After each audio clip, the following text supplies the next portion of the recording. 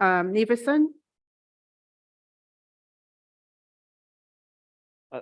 Thank you very much for the answer. And it's been fantastic to see just how much progress has been made to make Merton one of the best boroughs in London to own an electric vehicle. So my congratulations go to the cabinet member and officers on the speed which they've managed to do that. On the subject of speed, can I ask the cabinet member what is happening to bring more rapid charging options to the borough? I thank Councillor Neveson for his original question and for the brilliant timing of his supplementary, because this very afternoon, the leader and I, with officers, met at a fast charging station run by a fast charging company with a network of such stations abroad and in the UK. Their stations can take just 15 minutes to add 300 kilometers. And for those who prefer the British Imperial unit, the distance in terms of miles is 15 minutes to add 186 miles, 0.4113576. Do you want me to continue? 71. Thank you. Councillor Orr. Thank you, Madam Mayor, and thank you very much for the answer to my question, which was regarding the All England Tennis Club. I'm asking whether there can be published the details of any formal or informal discussions held with representatives of the AELTC to date regarding their planning application, which is 21/P2900. And also, are you aware of any misleading statements being made by their representatives on their many interactions with our residents and residents of Wandsworth? If not, I can supply you with relevant information. And I'm asking this because they are making some claims about people and organisations which are supposedly supporting their plans when this is simply not true. And I have documentary evidence of this. So I would like to make an opportunity to talk to the relevant cabinet member in the future about this. Thank you. Councillor Cooper-Mabea, will you respond? Thank you very much, Councillor Hall, for your original question, which you received the response, and thanks for the supplementary. And yes, I'll be willing to sit with you to discuss anything that you may want to discuss in future. But as this is still a live application, there's not much we can say about it. And also you'll be aware that any representation that is made will come in a planning report in due course. But yes, we can discuss afterwards. Thank you. Councillor Macaulay. Mayor, I would like to thank the cabinet member for her response, and I would like to ask her a supplementary question. Can she tell us tonight how many residents are we expecting to attend the weekend event? Thank you. Thank you. Councillor Stringer. I'd like to thank the councillor for her question and for her supplementary. And as we heard from the leader, we are expecting around 100 street parties, so more than we have for the Jubilee, and over 40 big lunches this time as well, so where we're providing grants. And we estimate that there are going to be around 10,000 people attending those. So there'll be lots of things going on in your area. On top of the volunteering opportunities that Councillor Garrett outlined on Three Kings Peace on the Monday, there are also events like the Big Womble Clean-up in Wimbledon Common, and there'll be lots of other ways to get involved. Given Councillor Macaulay's commitment and affection for the royal family, I'm particularly keen to see what amazing outfits she puts on and how she celebrates the weekends. Thank you, and congratulations. Councillor Murphy.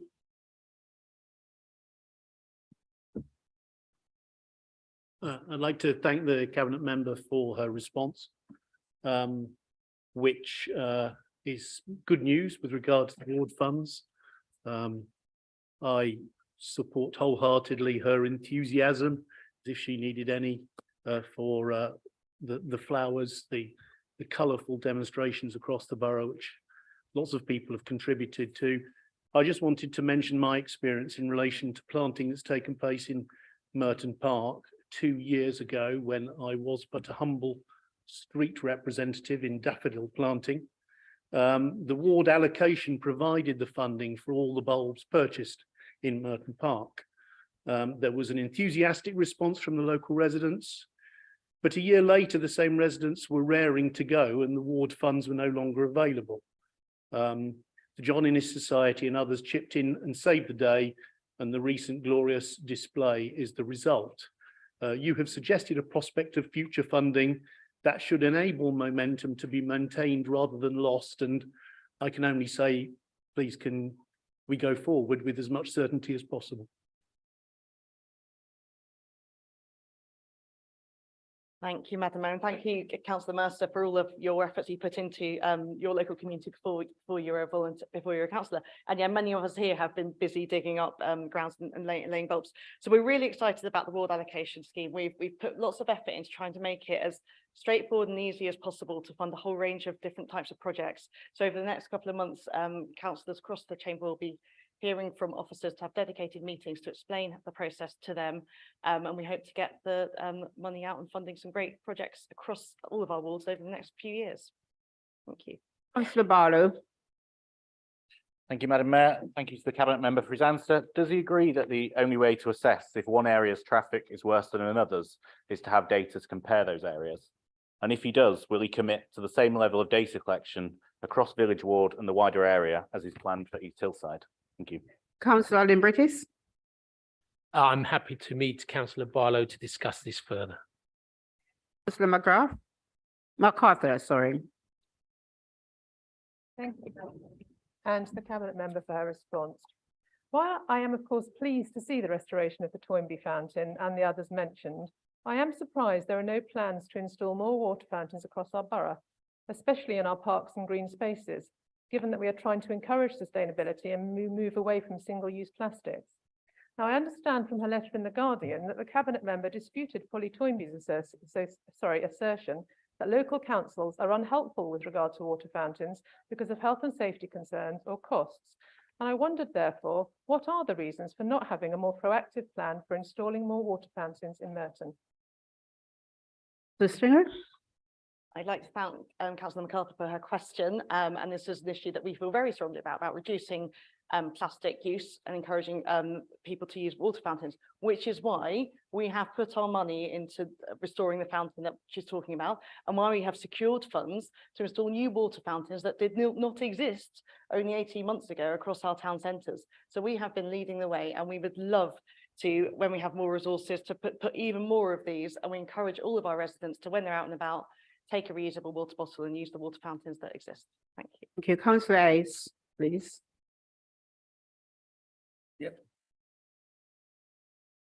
Thanks, Madam Mayor, and thanks to the Cabinet Member's response. I must say, when reading this, it's quite an uplifting piece of information. And I was tempted to break into the famous George Kilmer poem, "I will never see anything as lovely as a tree," but I won't. How are we supporting people, to the Cabinet Member, how are we supporting people who live in Maine to be part of ambitious ambitions to increase the tree canopy? Thank you. Thank you. Councillor Irons, please. Thank you, Councillor Hayes, and thank you for your supplementary and for not reciting a poem. You're right, it is an ambitious target. Our target is to increase our canopy by 10% by 2050, and we can't do that alone. As we've said many times in this place and other places, we've planted 10,000 trees this year, which is our biggest tree planting year ever. But 3,000 of those trees were planted on a community planting day over in Cramner Green, in partnership with Trees for Cities, in honour of Dave Lofthouse, who was one of our longest serving arboricultural managers, and it is a fitting legacy to a man with such passion and dedication to the trees of this borough. So community planting days to involve people and to get them to understand their impact and what they can do.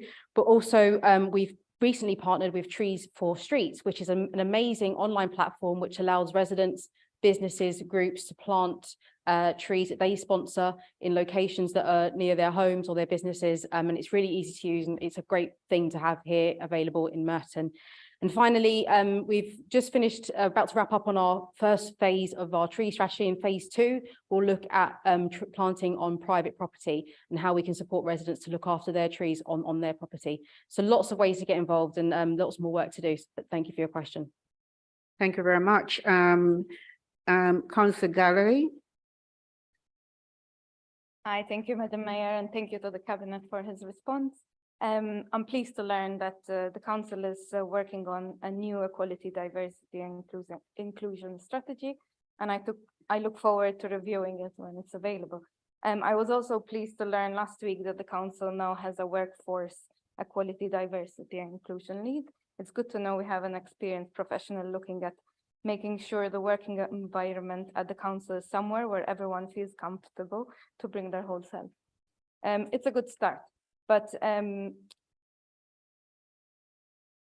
Council also urgently needs an EDI role with a focus to develop and monitor and review public-facing policies, strategies, and procedures in order to enable inclusive and accessible services to the residents of Merton, with a focus obviously on disabled members of the community, because currently we're not meeting everyone's needs of all our residents, especially when they require adjustments. One resident, a carer for their teenage daughter, both self-describing as neurodivergent. I'm getting to it, sorry, I'll get to the question. Okay. Fine. Therefore, does the Cabinet member agree with me that our new equality, diversity, and inclusion lead and their team should look into how we can improve the accessibility of our services, policy work, communications, and accessibility, both to our buildings, public spaces, and services? Thank you. Councillor Christie, please. Thank you, Madam Mayor. Thank you, Councillor Galea, for your question. I do agree with you that the council needs to ensure that we are focusing on how our services and our buildings can be accessible and welcoming to all our residents. And indeed, you know, you may or may not have been aware, but we do have a head of equalities position on our staff who, you know, a big part of whose role is to do exactly that. So that work is already underway. And as I set out in my written answer, we will be bringing forward a new ED&I strategy that will be coming to Cabinet in July, and that will set out how we're continuing to progress that work. Thank you. Councillor Howard, please. I'd like to thank the Cabinet member for their response, and just have to cycle back to the question, which was how many children return to school, because of course that question wasn't answered.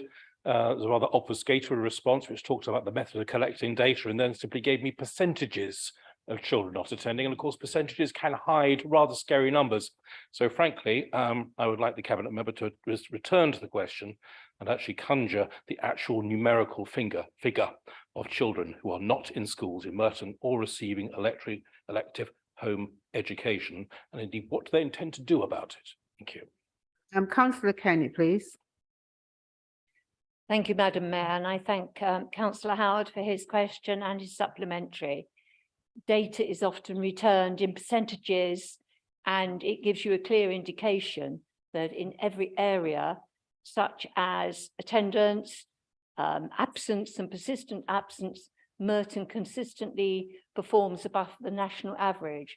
But as you want specific figures for the borough, I don't have them to hand, but I would look into it and see if I can get them to you if that is recorded. Thank you. Thank you. Councillor Kouassi, please.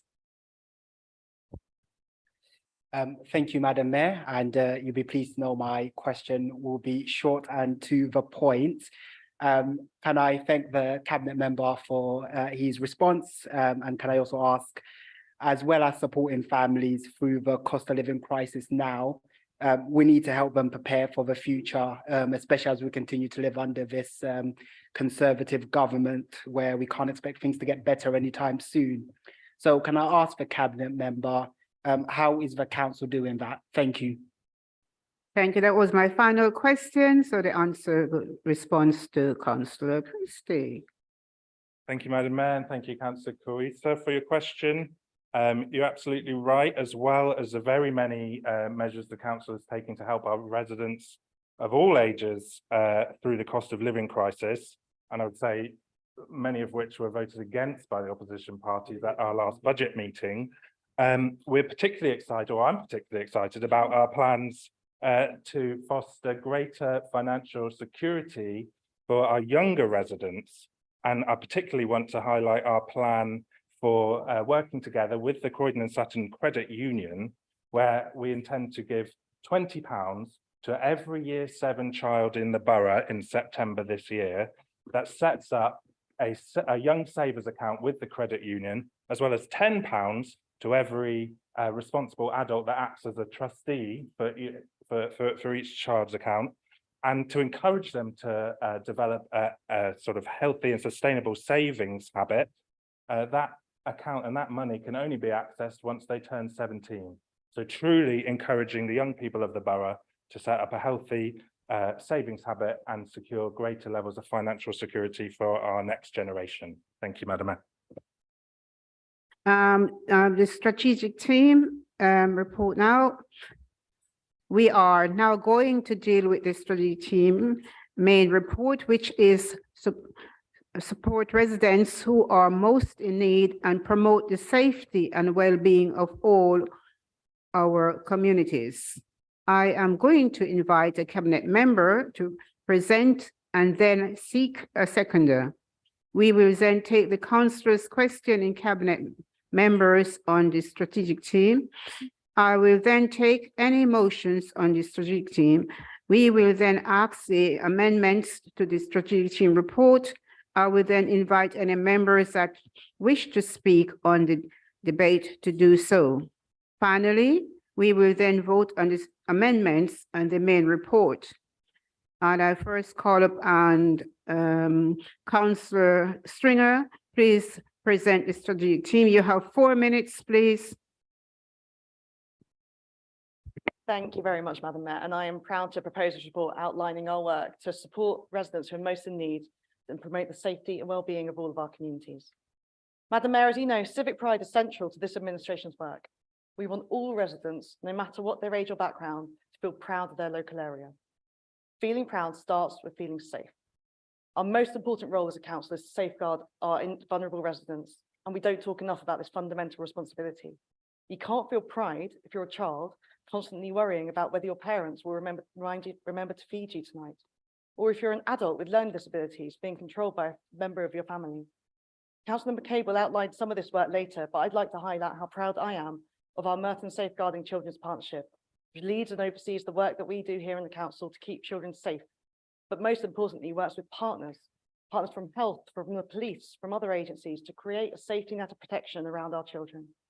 As the previous cabinet member for children education, I saw firsthand just how committed our staff and partners are to doing everything we can to keep families working well, protect children and teenagers from harm, both inside and outside the home. And I'd like to thank everyone involved in that work. And Madam Mayor, we know that all our residents want to live in an area free from crime and free from antisocial behaviour. And that's why one of our main goals is to keep Merton as one of the safest boroughs in the whole of London. We work closely with the police to achieve this, but we also take all the actions that are in our gift to prevent crime and fight crime and antisocial behaviour. So that's why we've already allocated £1.3 million to upgrade our CCTV system across the whole borough. This work begins shortly and will be completed by March next year, and means we'll have high definition cameras right across the borough, making it much easier to identify perpetrators and spot issues. The police are already so grateful for our good CCTV coverage, and we work with them to help prevent live incidents. This is life-changing work. A CCTV operator recently spotted a suicidal man and was able to get help sent to save his life. Another eagle-eyed operative spotted a man harassing a woman at 4 o'clock in the morning in a town centre, alerted the police, and was able to prevent a serious assault. So, Madam Mayor, while Merton is a low-crime area, we know that antisocial behaviour, acts that are not illegal but nevertheless cause significant harm, does sadly exist. And we in the council have officers dedicated to addressing antisocial behaviour, and we work with agencies like housing associations to tackle these issues. We are particularly cracking down on antisocial behaviour linked to alcohol. And later next month, our new public space protection order will come into force, allowing us to clamp down on drink-related issues right across the borough. We want to be a responsible drinking area. This means going hard on antisocial behaviour incidents, but also helping prolific street drinkers who need more targeted support to change their behaviour. So, Madam Mayor, while we're doing everything we can with our resources, and we're held to account by colleagues here, it is the police who do most of the hard frontline work in preventing and tackling crime. I'll speak later about the shocking findings of the Casey review, but alongside the horrific instances of discrimination, the finding that worried me most was a defensive culture of the Met and lack of accountability. This has to change. Locally, we've seen a commitment to this through senior officers' involvement in both overview and scrutiny, and also their constructive attendance at meetings like the Safe Neighbourhood Board. We'll be supporting the amendment to the report, making explicit our commitment to expecting the police to implement their findings and ensure that police's work is scrutinised locally. And Madam Mayor, we know that residents want to see neighbourhood police officers in their area, but Tory austerity has decreased police numbers in stations across London. That's why we have fought to keep both Wimbledon and Mitcham stations open, and we've called for increased neighbourhood policing. Madam Mayor, keeping residents safe is the most important thing that we do. I'm happy to endorse this report outlining the hard work that we undertake here in Merton in the face of increasing challenges and tighter resources. Thank you.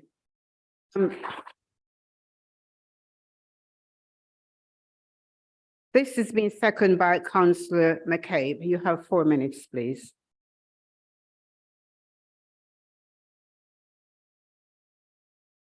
Report outlining how the council supports residents who are most in need and promotes the safety and well-being of our communities. Can I first congratulate the officers responsible for this informative and comprehensive document, which sets out so many ways in which this issue is addressed by the council. My friend and colleague, the Deputy Leader of the council, has already covered the areas for which she is responsible, and if I may say, is doing such an impressive job. For my part, I will focus on those parts of the report which fall within my own portfolio, health and adult social care. Madam Mayor, section 323 sets out the vital work the council does in safeguarding vulnerable adults. It provides members with a link to the Safeguarding Adults annual report, which provides a detailed breakdown of the work of the Safeguarding Board. Madam Mayor, what could possibly be more important than to prevent the harm, abuse, or neglect of vulnerable adults? In section 5.3, Madam Mayor, we have details of the support of our voluntary sector partners, providing fantastic support for residents in need, including Age UK, Merton Centre for Independent Living, Merton MenCat, Merton Vision, the Association for Polish Families, and Wimbledon Guild. It is worth noting that more than £1 million has been allocated to organisations that support older people and £500,000 to organisations that support people with disabilities and impairments. Madam Mayor, I'm proud of the fact that the council has set up the Emergency Support Fund to support the cost of living crisis, and as the Cabinet Member for Food Poverty has supported the Food Response Network made up of fantastic voluntary sector partners. Madam Mayor, this report also provides detailed information about disabled facilities grants. These means-tested grants enable people with disabilities to have adaptations installed in their home to improve access in and around their homes, and it helps maintain the independence of people, a key objective of adult social care. Section 520 of the report details the support provided for people with dementia, and it's highlighted as a model of best practice. Merton's community-based approach is providing support to people with dementia and their carers throughout their dementia journey, and has been underpinned by previous benchmarking and research into the national, regional, and local context. Madam Mayor, in February, the Cabinet also approved arrangements for the recommissioning of home care services. This is a massive contract, and I'm delighted that following the Council's decision to become London Living Wage accredited, the tender for home care services will be advertised with a requirement that the successful bidders must pay their employees the London Living Wage. Madam Mayor, there are so many other ways that the adult social care is supporting residents in need. I could go on for some time, but time does not permit me to talk about all these initiatives this evening. Madam Mayor, I second the adoption of this report.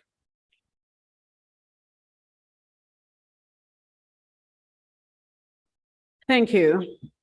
We will now take councillors' question on the strategic theme and then continue with the debate. Firstly, Councillor Hathaway. Thank you, Madam Mayor. I'd like to thank the Cabinet member for her response, and I do have a supplementary. How is Merton using CCTV to prevent crime in addition to bringing people to justice when they have committed it, and making people, in particular women, feel safe walking in our green spaces?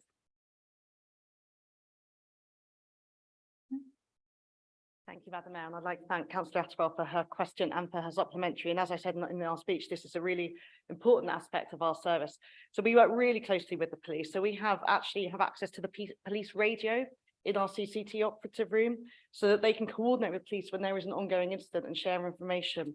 Recently, we've signed an information sharing agreement between the police and Merton, which is absolutely vital for joint operations, for example, against gang violence. And then we can share that evidence that they can then use in their prosecutions. So our system is being upgraded, and this includes additional cameras in hotspot locations where we know that women and girls have reported feeling unsafe, including in our parks. So we've been working with park colleagues to survey the sites where additional cameras are particularly needed to deter crime and prevent antisocial behaviour. Thank you. Thank you. Councillor Flack. Thank you. And thank you to Councillor Garrett for your response and acknowledging how important it is to treat women with respect and taking action against violence against women and girls. As part of the pledge to become an ambassador, the White Ribbon Association asked its ambassadors to reflect on their own behaviour and look positively towards influence other men. And as you say, it is so important to tackle those patterns of behaviour. Following this, I was wondering if you had had the chance to reflect on your behaviour towards me when you completely unprovoked criticised me and called me a part-time councillor during a full council meeting. Would you like to take this opportunity to apologise? Thank you. Thank you, Madam Mayor, and thank you, Councillor Flack, for your question and your supplementary. I'm proud to be a White Ribbon ambassador, and I take my responsibilities extremely serious in this regard. And I'm extremely privileged to lead a borough that is doing fantastic work with the police, with other neighbouring boroughs, in trying to tackle the scourge of violence against women and girls. And at this point, I'd like to pay tribute to Councillor Stringer and the team of officers in the council who have been doing a lot of work on this area. But I'm also hugely privileged to be a councillor, and I take those responsibilities extremely seriously, including turning up to meetings and furthering on casework inquiries. And I feel the best way to support residents is being present and being that voice for them in the chamber. Thank you. Councillor Holden, please. Councillor Holden. Thank you, Madam Mayor, and thank you to the Cabinet member for their answer. Large areas of the borough are rather poorly lit by street lights and can feel intimidating, such as alleyways and along the railway path at certain times of night. Will the Cabinet member consider placing brighter street lights and CCTV in dark pinch points on such alleyways and in particular the railway path?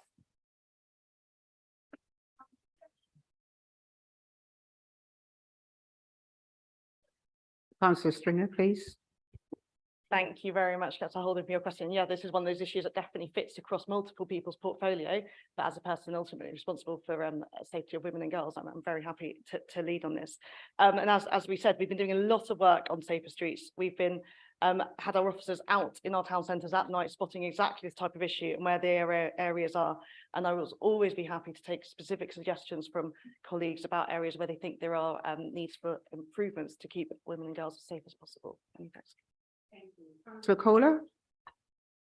Madam Mayor, I'd like to thank Councillor Stringer for her answer, and I'm pleased ASB is going down in the borough after the pandemic peak. I'm pleased the council takes it seriously. I'm also pleased that you do customer satisfaction surveys and KPIs, but you've not told us the results of the customer satisfaction surveys or any results of KPIs apart from 1/4 of one KPI. I don't expect you to have that information now at your fingertips, obviously, but can you agree to come back to us with details, results of customer satisfaction surveys and the various KPIs and how they are looking? Councillor. Thank you, Madam Mayor, and thank you, Councillor Kohler, for your question and for the supplementary. I think the timeliness is the most important KPI. I think it's the one that residents want to know is, are their concerns being addressed as quickly as possible? You will be aware that many antisocial behaviour situations are quite complicated and quite sensitive. So I don't know exactly how much data we will be able to share, but I'm very happy to look into if there is any headline data from the satisfaction surveys that is available publicly. Thank you. Councillor Bim? Thank you, Madam Mayor. I'd like to thank the Cabinet Member for her response, and I'd like to ask a supplementary question. Over the last decade, the Conservatives have slashed police funding, and the numbers of police officers and PSCOs have fallen dramatically, and our local police stations have been threatened with closure. What are we doing to protect local policing in our borough? Thank you, Madam Mayor. I'd like to thank the councillor for her question and for her supplementaries. I completely agree. We cannot ignore that Tory austerity has slashed police funding, and this is not a party political point. Baroness Casey, in her independent review, said, I quote, "The cost of maintaining officer numbers have been significant reductions in PCSOs, civilian staff, special constables, and closures of police stations. We've had fewer staff and fewer police stations. Thankfully, here in Merton, we fought to protect both of our stations, and the leader and I are completely committed to continuing to demand that we have 2 fully operational stations in our estate, but also that we have the officers that we need locally to keep people safe. So we've repeatedly reiterated this call in meetings with the Deputy Mayor for Policing in London, with senior officers locally, and in writing directly to the Commissioner, Mark Rowley." Thank you. Councillor Hicks, please. Thank you, Madam Mayor. And I thank the Cabinet Member for Health and Social Care for his detailed reply. And I also, if I may, completely endorse his statement that helping maintain independence is a key objective of adult social care.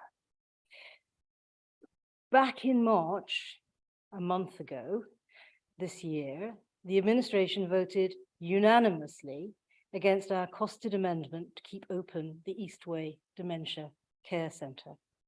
So I am absolutely delighted to see the commitment in this reply to identifying suitable alternative ways to continue to meet the complex care needs of people who at the moment rely on the Eastway Dementia Centre, and also the recognition of the need to provide respite to carers of people with advanced dementia. In those circumstances, will the Cabinet Member for Health commit to ensuring that alternative support provision, both for people with complex advanced dementia and for carers who are supporting them at home, will be in place before the council closes Eastway? Thank you.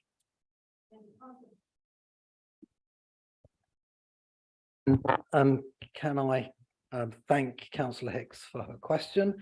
Can I also thank her for attending the dementia friend training with some of her colleagues last night? I think that demonstrates her commitment to this particular issue, and I think she will recognise that there are a good number of my colleagues attending as well. It's a really important issue.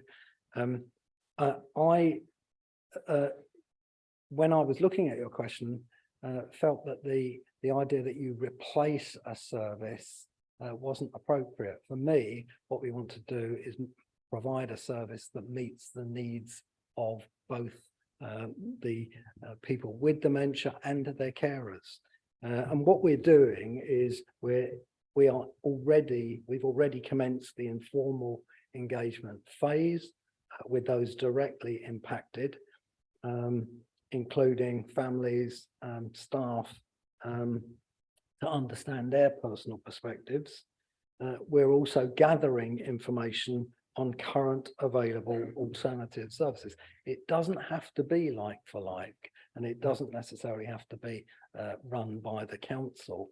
And I think the Dementia Hub in the borough is a demonstration of how good services can be when provided by the voluntary sector. At the end of that period, that process, we will pull together a report which will provide the information that we've gathered from this exercise, and that will inform the way forward in terms of implementing the proposal. And once we have formal plans for the closure of the service, we will formally consult, as you would expect us to, and individual reviews and reassessments will inform how we continue to meet the needs of people who are eligible under the Care Act, and where necessary, a support plan and individual budgets will be applicable. Savings that we have proposed and voted to support are based on the running costs of the current service, the building running costs and the staff team. Transport costs are not included in these services, and there is provision to meet the needs of this really important group. And at the risk of kind of repeating myself, my father suffered from vascular dementia. I know what a strain that is on families, and I want to do the right thing for the sufferers of dementia and their families. Councillor Willis-Croft, please. Thank you, Madam Mayor. My question is to the Cabinet Member for Adult Social Health. In light of the proposed downgrading of St Helier Hospital, can we anticipate these pressures getting better or worse in the future? Thank you. Councillor McCabe, please. Thank you. Can I thank you, Madam Mayor, and can I thank Councillor Willis-Croft for his original question and supplementary. Sadly, I think things can only get worse. I sadly have had to spend too much time in emergency departments just lately, and I have been really disturbed by what I have seen. My local hospital is George's, and members of this council will be aware that at the last meeting I had to rush out because an ambulance had been called to my son who had collapsed. And can I, if I may, Madam Mayor, thank members of this council, both members on this side and the opposition, for their concern, for their inquiry. My son is making a really good recovery. Sadly, I've had to go to St George's a few times since, so but we're making good use of the NHS. And when you do, you find yourself saying, thank God for the NHS. And it really matters to me, and it matters to the people of Merton, and what's going on in St Helier Hospital is going to make the whole thing worse, because the people that live nearest to St Helier, when it's moved further south, will go towards Croydon University Hospital and mainly St George's. Some will go to Kingston, but the pressures that are unbearable there at the moment on their staff will just get worse. And I really do fear for what we're going to see while that situation continues. Councillor Bakari, please.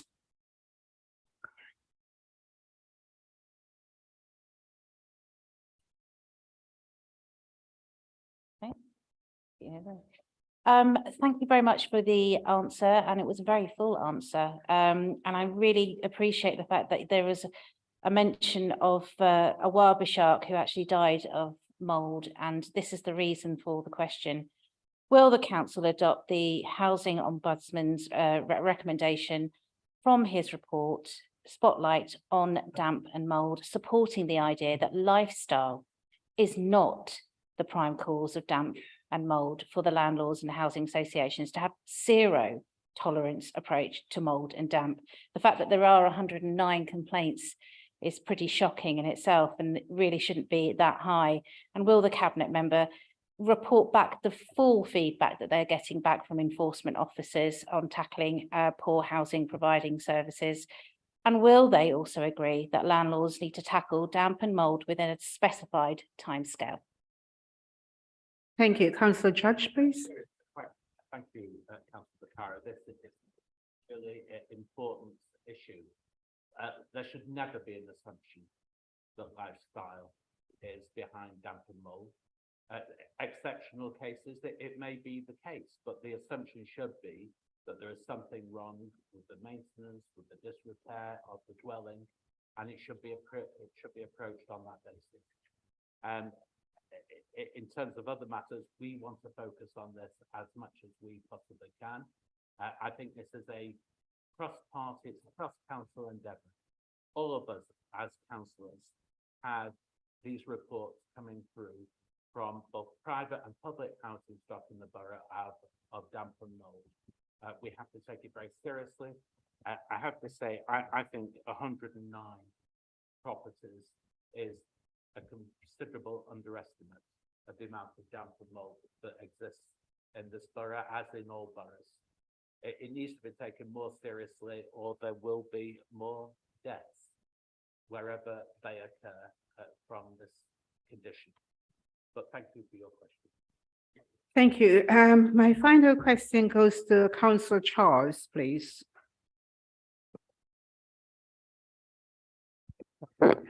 Yes, thank you, Madam Mayor, and I'd like to thank Cabinet Member McCabe for his response.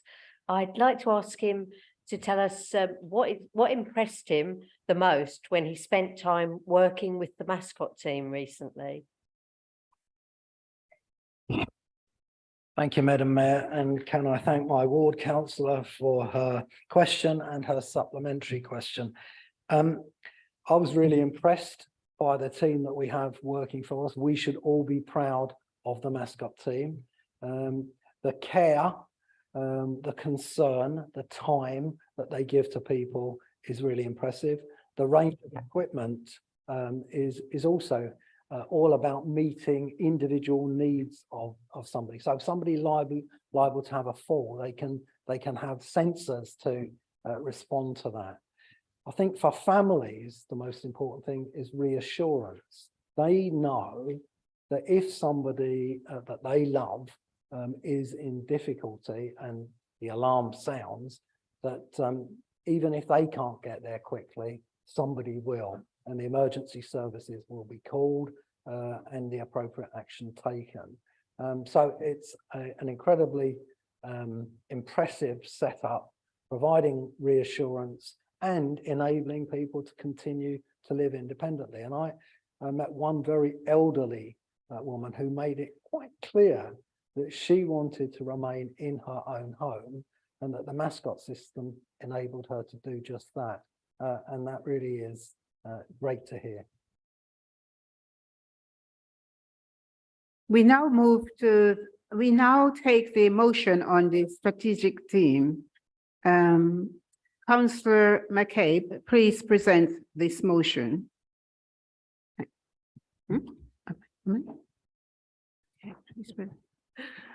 Thank you. It's Councillor MacArthur. Thank you. Thank you, Madam Mayor. I'm happy to propose this motion. As councillors, we are all corporate parents, and as our motion notes, we have a collective responsibility for providing the best possible care and safeguarding for the children who are looked after by us as an authority. And we should be proactive in that role. Care experienced young people talk of not being heard. We need to make sure we give them a voice and challenge the stereotypes and stigma that exists and the discrimination they can face. In the words of last year's independent review of social care, these young people suffer some of the greatest inequalities that exist in England today. At the point where they leave care, many of them talk of feeling isolated and disempowered, and they don't have the access to the support and safety net that most teenagers take for granted. And they continue to face significant, often invisible barriers that impact many of them throughout their life.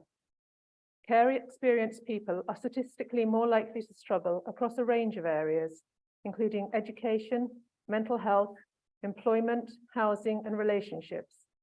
Nationally, just under half of care experienced young people aged between 19 and 21 are not in training, education, or employment. And shockingly, a quarter of homeless people in England have spent time in care. The independent review set out 5 missions for care experienced people. They should be in loving relationships, have quality education, a decent home, fulfilling work, and good health. And it is also recommended that care experience should be a protected characteristic in law. As one campaigner said, that would create systemic change and give voice to those most in need. Sadly, Parliament has failed to respond, but we, like other local authorities, can. I want to stress this motion should not be seen as a criticism of Merton, who have an excellent corporate parenting team. But by making care experience a protected characteristic, it would ensure that these young people are placed at the forefront of our decision-making. It would strengthen the role of the council as corporate parent and make sure that this cohort's voice is heard in every decision the council make, all the policies they set, and the services they commission. It would mean the council could review its equality impact assessments and identify ways for the whole council to improve opportunities for people with care experience and ensure that we do not unwittingly impact them negatively in any of our actions. When this policy was recently passed by another council, a care leaver said that this would allow care leavers to know they have the same opportunities as those who haven't been in care. It will give them confidence to go for that job interview or to apply for that job, knowing they won't be overlooked because they were once in care. I think that's important. This motion is not only about introducing measurable quantitative forms of action, but also qualitative change by making those in care feel more valued. If you would allow me to mangle a famous quote, the true measure of a council can be found in how it treats its most vulnerable members. And in this case, the way that we treat the children and young people whose care has been entrusted to us must be one of the most important measures of our worth as a council. I know that as corporate parents, we all want to create an inclusive borough where every young person can thrive and feel cared for and supported, which is why I hope all parties will support this motion.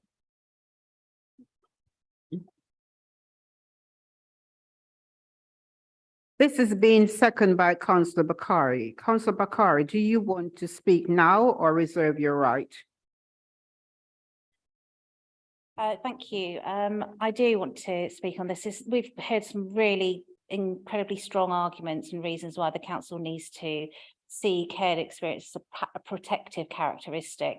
And it's been an identity that's been increasingly recognised. This community have lived in an experience, that meaning that they've had to be looked after by the state. They could have been fostered, they could be under kinship care and adoption. And in April 2021, we had our first Care Experience History Month, which called for global recognition of shared histories of cared experienced people. Now, what I'd like to talk about is a little bit about the fact that the care experienced people are also disabled and have neurodiversity needs and many other characteristics. Being care experienced is complex, and it's just why there are 60% of care leavers that have unidentified developmental language difficulties, and many who are care experienced have needs that make life even more challenging.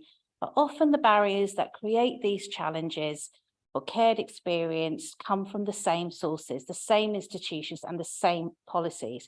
So what I'm urging is that we consider the excellent points that have been made from and the recommendations in this motion, but we also focus on the intersectional approach that we could have. This is what I mean by this. We need to be policymakers that are critical and in our reflection. We need to analyse the power dynamics that create inequality. So this is not a simple motion. We do need to keep on assessing it and making sure that it's a real success and not a failure. An intersectional approach to this motion means that it will truly make a difference for the cared experienced. And what I'm asking is that we all become allies to support care experienced people to overcome these barriers and the stigma. And I also realise it's not just one council that can make the difference, many others have to. We all have to join in together. According to the Children's Society, there are 15,270 care leavers that are aged between 18 and 25 in London. Care experienced young people lack the support of networks many of us take for granted. When faced with unexpected bills or illness, they don't have the ability to turn to their friends and mates or family. This is why it's important for councils across London to coordinate and support each other on this particular issue on care leavers, so that we can move around, so the care leavers can move around the city and live happily and healthily without having to face any significant barriers. I'm really proud of this Liberal Democrat motion. And I know that it's been slightly amended by the Labour group, but it is a Lib Dem motion and it's a Lib Dem idea. And I really believe that it's part of the values that we support. And I'm really pleased that I'm sure that the Labour group here will agree with us that this motion has to pass today. We now move on to the Conservative amendment. We have two amendments which will take in turn, beginning with the Conservative amendment. Councillor Barlow, please move your amendment. You have.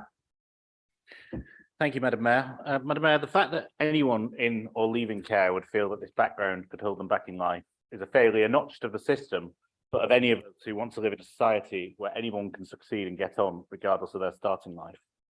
By the time they reach adulthood, many of those leaving care will have experienced circumstances so difficult the rest of us can barely comprehend them. As elected representatives, we should absolutely be doing all we can to support those young people, including working to ensure they can grow up with hope and ambition for their life. What our amendment seeks to do is to look to widen out the support we can provide, not just with one undoubtedly worthy idea, but by working together to better understand what practical steps we can take forward. That's not to say that one of these steps may not be looking at the benefits of protective characteristics, only that we should consider if there are better alternatives or indeed additions to do more. I hope that makes our position clear and unambiguous, because I'm acutely aware that the Liberal Democrat tweets on this motion and our amendment write themselves.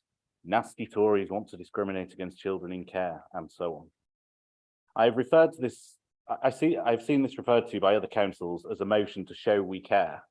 Frankly, too often motions at councils seem to be show we care, job done, move on. Whilst yes, of course, we must learn from the experiences of other councils, surely we can do better for the people of Merton than a copy and paste off the shelf motion just to show we care. With that in mind, it would have been helpful to understand if those proposing the motion had spoken to anyone with experience of being in care in Merton to understand their experience and what more they want from the council, or to anyone with experience of providing that care in Merton.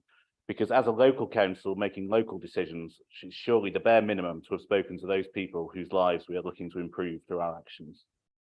And have the proposers also spoken to the council's own children's services or with the officers about how this will be delivered? Because there's a common theme amongst the Liberal Democrat motions we've seen over the past year, in that their main contribution is to council officers' workloads, and with no guarantee of actually necessarily improving anything. Whilst we might not agree on the reasons why, we'd surely all agree that the council's resources are stretched. Just lumping more on officers might help draft motions, but would we not be better off at least considering whether that officer time would be better spent doing something else? For instance, could we be asking officers to do something else that will bring better outcomes to those leaving care in Merton? It's surely worth at least trying to answer that question first. Councillor MacArthur pointed to the independent review of children's social care and its recommendation for national legislation. But there's a very good reason why governments of any political persuasion don't just take recommendations and put them straight into policy. They too must consider the alternatives, the costs, the benefits, whether there is something else they could be doing better for those that they are trying to support. That's all our amendment is asking for, and I hope on that basis it can be supported. Thank you. The amendment is being seconded by Councillor Howard. You have 4 minutes, please. Thank you, Madam Mayor. I won't be using all of that time. I'll be short and to the point. But I am delighted to be speaking in favour of our amendment to this Lib Dem motion. But I should first acknowledge the spirit behind what they have put forward here, and it seems they've even put on a coalition tie this evening as well. Now, the fact that is that that children and younger people are our future, and they need, I think I probably represent the past, but they are our future, and they need to be nurtured as carefully as possible towards becoming active participants in society and positive contributors to our community.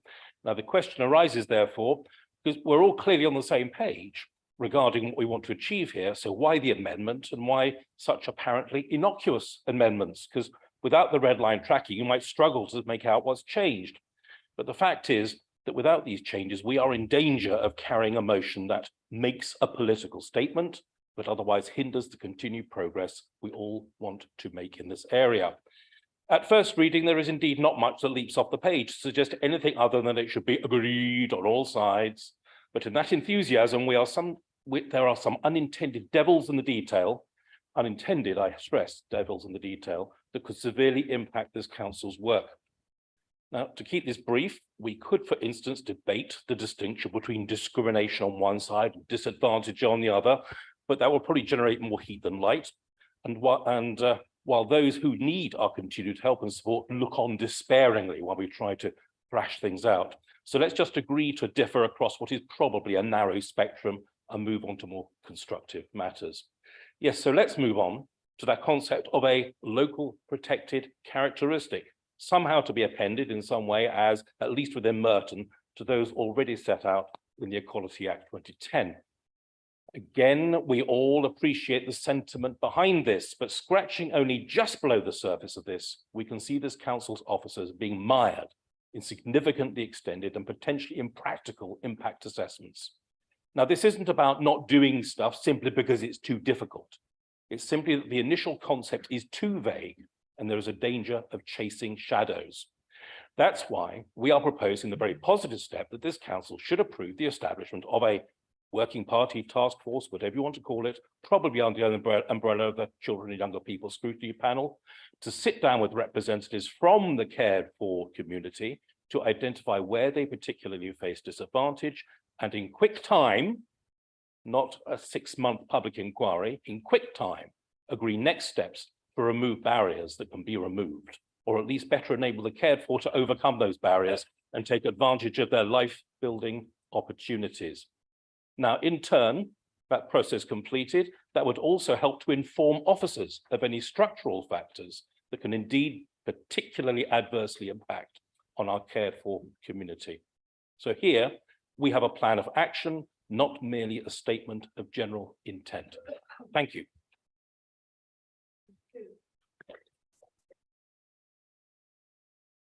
If there are no further speakers at this stage, Councillor McCarthy, do you wish to use your right of reply now or after the second amendment? You have 2 minutes. I'll use it after the second amendment, thank you. Thank you.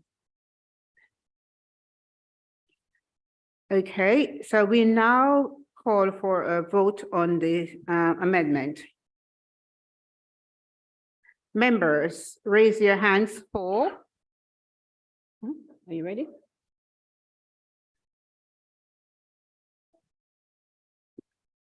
For the Conservative amendment.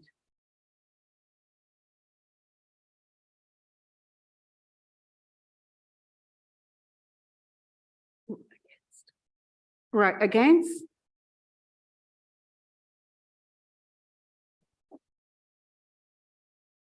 Not voting?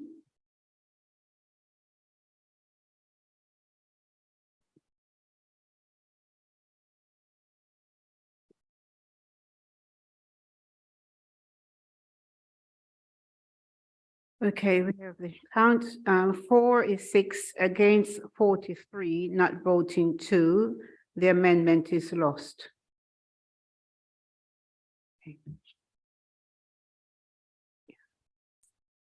Okay, we now move to the second amendment. Councillor Fraser, please move your amendment. You have 4 minutes, please. Thank you, Madam Mayor. I'm pleased to be responding to this motion, the Lib Dems motion, and proposing the supportive amendment from the Labour Group.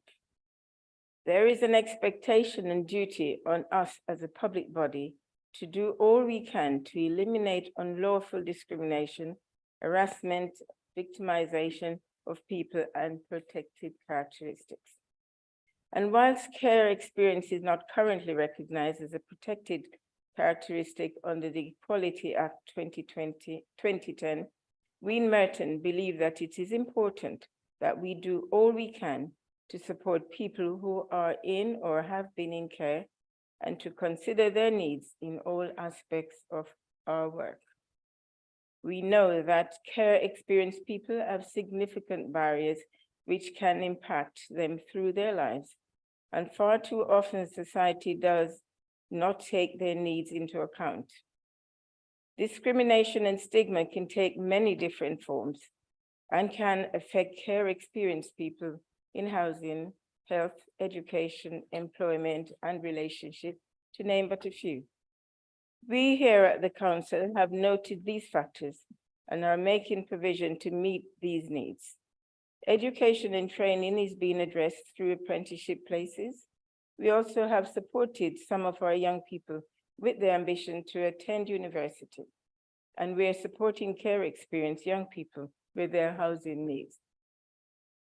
Our hardworking staff who are especially trained to support care experienced people and ensure their needs are met, their voice is heard, and providing advice and assistance on every aspect.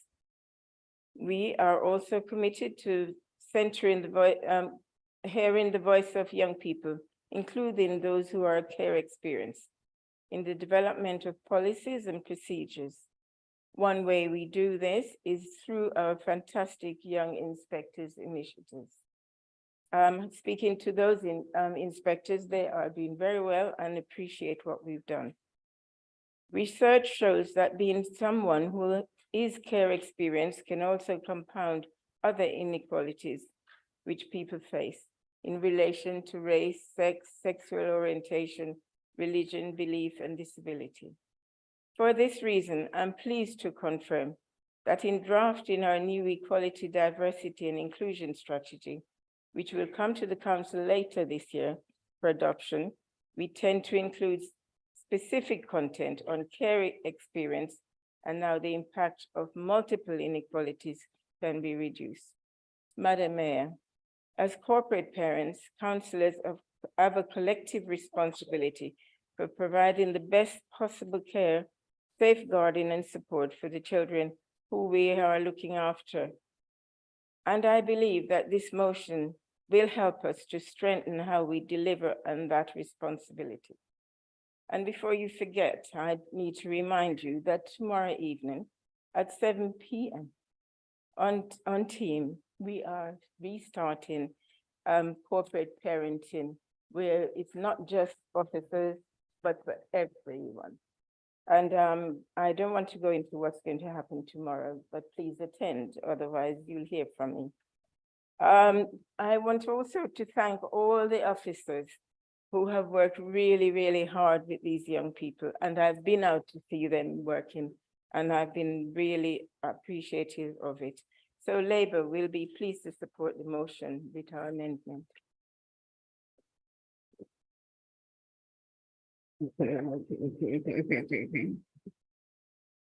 Okay, thank you very much. The amendment is being seconded by Councillor Charles. You have 4 minutes, please. Thank you, Madam Mayor. This Labour administration is committed to proactively seeking out and listening to the voices of our care experienced people and to bringing them into the heart of decision making. This is key to delivering on our ambition of giving all children and young people in Merton the best start in life. Merton's Children in Care Council, Our Voice, was relaunched following the lockdowns and has continued to grow. Ofsted acknowledged our vibrant young inspectors team and active Children in Care Council, which ensure that children's views influence decisions by elected members and senior officers. Corporate parenting across the council is recognised as a priority, and it is our intention to maintain and enhance the offer we make to our care experienced young people. We will ensure their voices are heard, and they will all have somewhere safe to call home, do their best at school, have hobbies and interests and time for fun. All our efforts to improve how effectively we achieve permanence for children is based on the principles that providing a child with a stable, loving home is key to them thriving and growing up to live happy, full lives. Our dedication to achieving stability for our children is what inspired us to invest in the Mockingbird model of fostering, which looks to replicate strong and supportive extended family networks for fostering households through creating a community with 6 to 10 other foster households. Evaluations of the model have shown that it improves placement stability and strengthens the relationships between carers, children and young people, fostering services and birth families. The project's implementation has gone from strength to strength since its implementation. All our efforts to improve how effectively we achieve permanence for children is based on the principle that providing a child with a stable, loving home is key to them thriving and growing up to live happy, full lives. Other improvements include Jigsaw for You befriending service, which has been commissioned to match adults to vulnerable children in care, and Merton's care experience residents being exempted from council tax until the age of 25. Merton remains good at keeping in touch with our care experienced young people and ensuring that they are in appropriate accommodation. Our corporate parenting commitment is evidenced through the high numbers of care leavers remaining with their former foster carers and staying put arrangements. We continue to improve and perform well in comparison to other local authorities around the numbers of care experienced people we have in education, training and employment. I am proud of this administration's record on standing up for and supporting care experienced people in Merton, but we know there is still more to do, which is why we are pleased to support this amended motion and join councils across the country in recognising care experience as a local protected characteristic. Far too often, society does not take the needs of care experienced people into account. Here in Merton, we are committed to doing so, and to this end, we are already working care experience into our equality, diversity and inclusion strategy as outlined by Councillor Fraser. Madam Mayor, I am pleased to second this motion.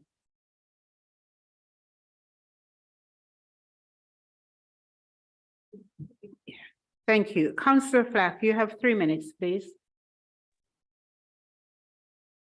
Thank you, Madam Mayor. I'm delighted to be joining this debate through one of the modern wonders of Zoom, as unfortunately I've been required to travel for work this week.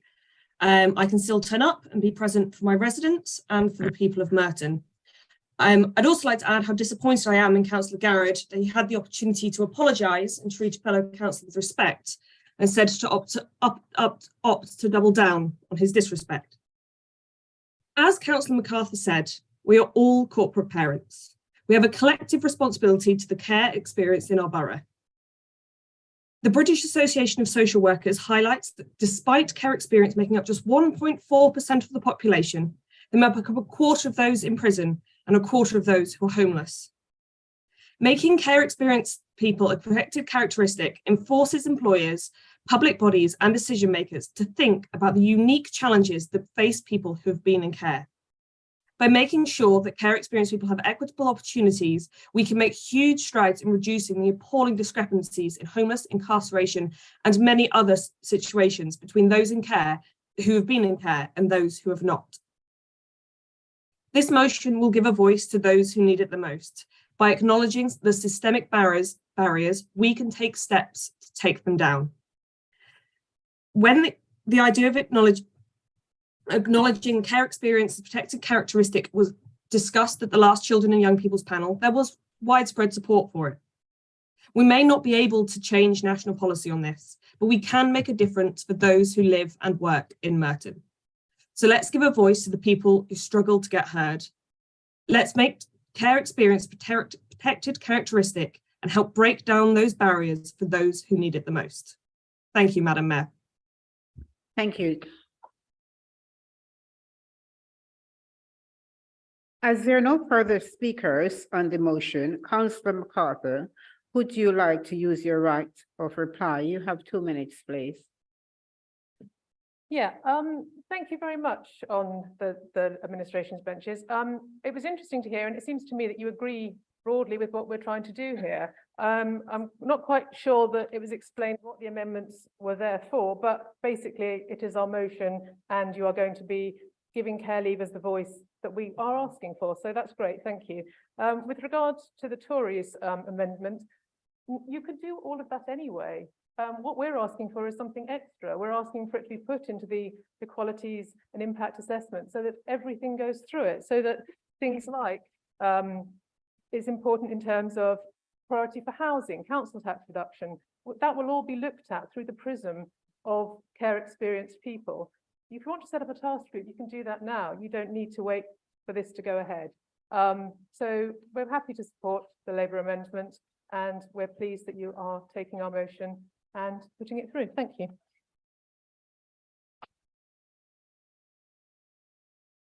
Thank you. I will now call for a vote on the second amendment. For,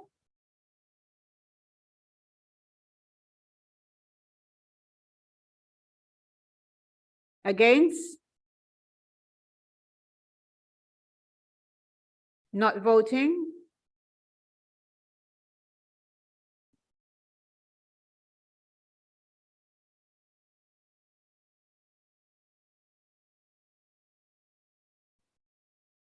Thank you. 445, not voting, 0. Sorry, I do apologize. Let me start again. 445, against, 0, not voting, 7. The amendment is carried.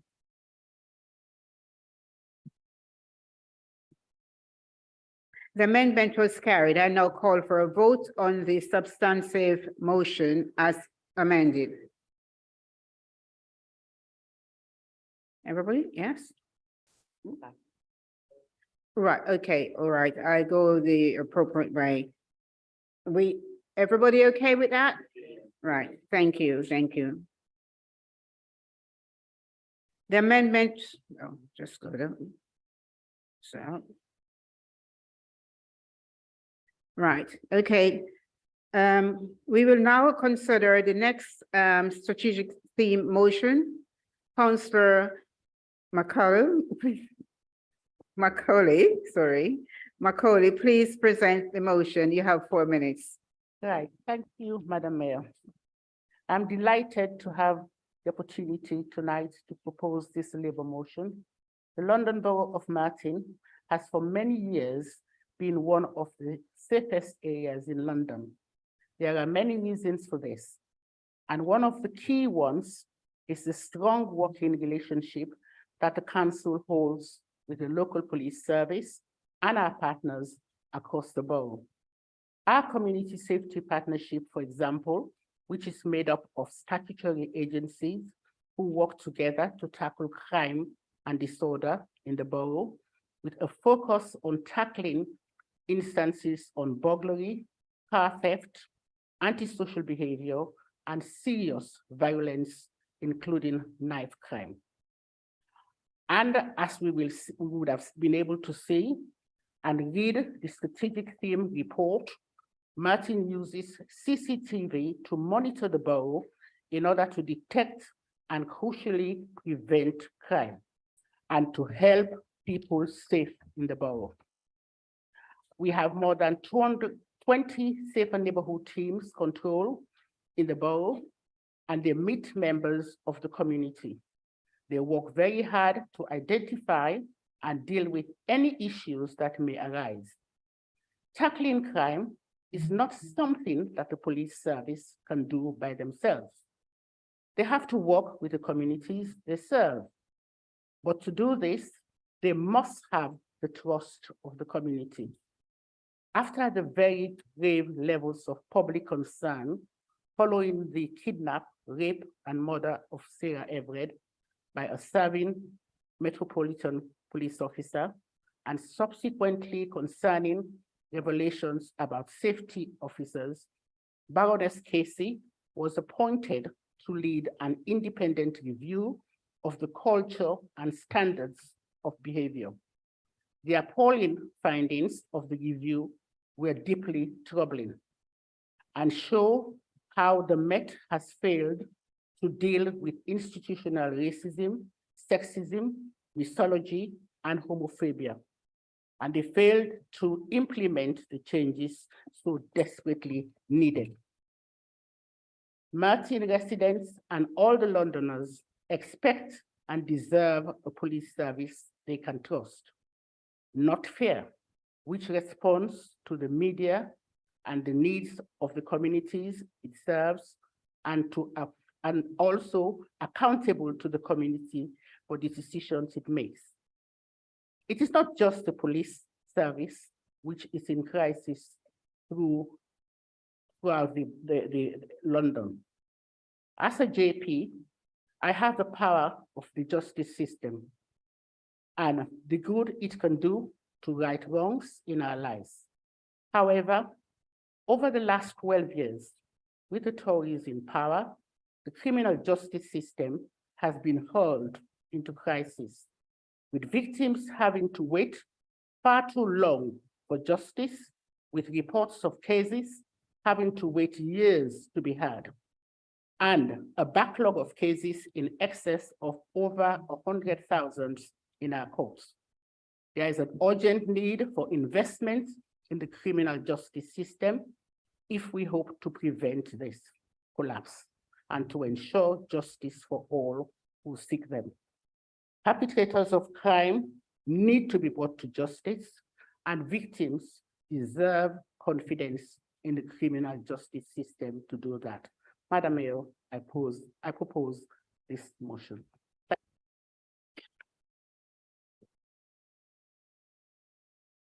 Thank you. This has been seconded by Councillor Bim. You have 4 minutes, please. Thank you, Madam Mayor. I would second this motion.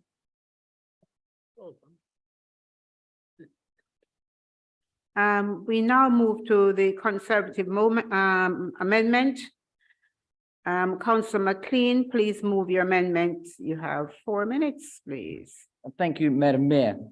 The Casey report indeed is damning in its conclusions in highlighting first and foremost an unacceptable culture in the Metropolitan Police and ultimately a lack of leadership. But we also recognise, like Councillor Macaulay, that the vast majority of police officers, not just in Merton or wider London, or indeed the country, they do a fantastic job, and we must be very careful not to damage their morale further. We welcome the recommendations in the Casey report, which is why we have not sought to amend this motion substantially. Our amendment does, however, inject some realism into what is ultimately who is ultimately responsible for the Met's leadership, and that, of course, is Sadiq Khan. Madam Mayor, Sadiq Khan's leadership of Mohac over the last 7 years has been disastrous, and he should be held to account for the rapid rise in crime levels across London since 2016. Especially the 40% rise in knife crime, 74% rise in robbery, and 39% rise in burglary. And for his decision to close the Wimbledon police station, there is now an overwhelming case to keep that police station open, and indeed to keep Mitcham open too. Yeah. But we have come accustomed in this chamber to Labour politicians being unable to take responsibility for their failures. It is, of course, always someone else's fault. But should we be surprised when the leader of the Labour Party takes no responsibility for sentencing guidelines when he sat on the Sentencing Council, preferring instead to blame the Prime Minister, even though Rishi Sunak was not even in Parliament when Captain Hindsight was setting guidelines to allow some paedophiles to avoid jail? Anyone who thinks females can have a penis clearly lacks judgment. And Mayor Khan is no better. His response to the Casey report was typical of his arrogance when he stated that the report didn't surprise him. So, Madam Mayor, if it didn't surprise him, he therefore clearly already knew of the toxic culture and behavior of some officers, but he chose to do nothing. What an appalling lack of leadership. Indeed, under his leadership, London has become a divided city, much like when Ken Livingstone was the mayor. Should we be surprised? Of course not, because that is the path that identity politics always leads us to. Madam Mayor, Prime Minister Rishi Sunak said there needs to be a change in culture and leadership in London's policing. Meanwhile, Home Secretary Suella Braverman said it was clear there has been serious failures of culture and leadership in the Met. They are quite right, and a good place to start the cleanup would be the resignation of this London Labour Mayor Sadiq Khan. I move this amendment. The amendment is being seconded by Councillor Peterson. Madam Mayor, in order to have a strong police force, we need a strong economy. And the architect of our economy, of our modern economy, was none other than Lord Lawson. And I want to use this opportunity tonight to pay tribute to him. He was an advocate of lower income taxes, lower corporate taxes, and privatization. All of these policies were adopted by the Labour Party in 1997 under the Brown-Blair administrations. And even the Liberals supported these policies when they were forced into coalition with the Conservatives and accepted that discipline. We should be grateful for Lord Lawson. I don't know what the policies of the present leader of the Labour Party are. I don't think he even knows himself. But anyway, we all have a lot to be grateful for. I personally have a lot to be grateful for because I bought his billiard table from him. And although he got the better end of the deal, I've had a lot of pleasure on it. Now, turning to the report itself, you might think I digress, but I don't. Turning to the body of the report, of course, we've got nothing to be grateful for what's going on in the Met at all. It's a shocking recitation of the errors that the Met has been up to. But who is to blame for this, as my colleague has just explained, is none other than the person who's in charge of the Met, and that is the Mayor of London. The Mayor of London, who seems to like going around in his expensive cars talking about ULEZ. He's got no time to talk about crime. And as my colleague says, you know, knife crime has gone up by 16.8% this year alone. But more shocking than that, gun crime has gone up by 16.2% over the last year. Do we really want our city to become a clone of New Orleans or some American city? Of course we don't. The mayor is the man responsible. He'll jump on any bandwagon he possibly can. He's for stop and search, he's against stop and search. We don't know where he stands half the time. Madam Mayor, I just look forward to 2024, to the mayoral elections, where we can hold this man to account on this subject and many other subjects. Roll on 24. Thank you. Thank you. Councillor Page, you have 3 minutes, please. Thank you, Madam Mayor. Madam Mayor, we'll be voting against the Conservative amendment and for the motion as a whole. We note there is a similarity in intention between the Liberal Democrat Strategic Theme Report amendment, which we'll speak on later tonight, and this motion. My colleagues will give our group's view on the Casey report when speaking on the report amendment in due course, but to note, we believe the Casey report recommendations should be implemented in full, and we support the Labour position that our residents should have a powerful voice in how their communities are policed. For that reason, we will support this motion. However, we are unable to support the Conservative amendment, as while we share their concerns about growth in knife crime and other crime, we note the deletion of the reference to Mitcham Police Station. We believe the council must ensure that neither of our police stations is put under threat of closure. Keeping Wimbledon Police Station but losing Mitcham Police Station would be a Pyrrhic victory for this borough. On that basis, we'll vote against their amendment. Thank you.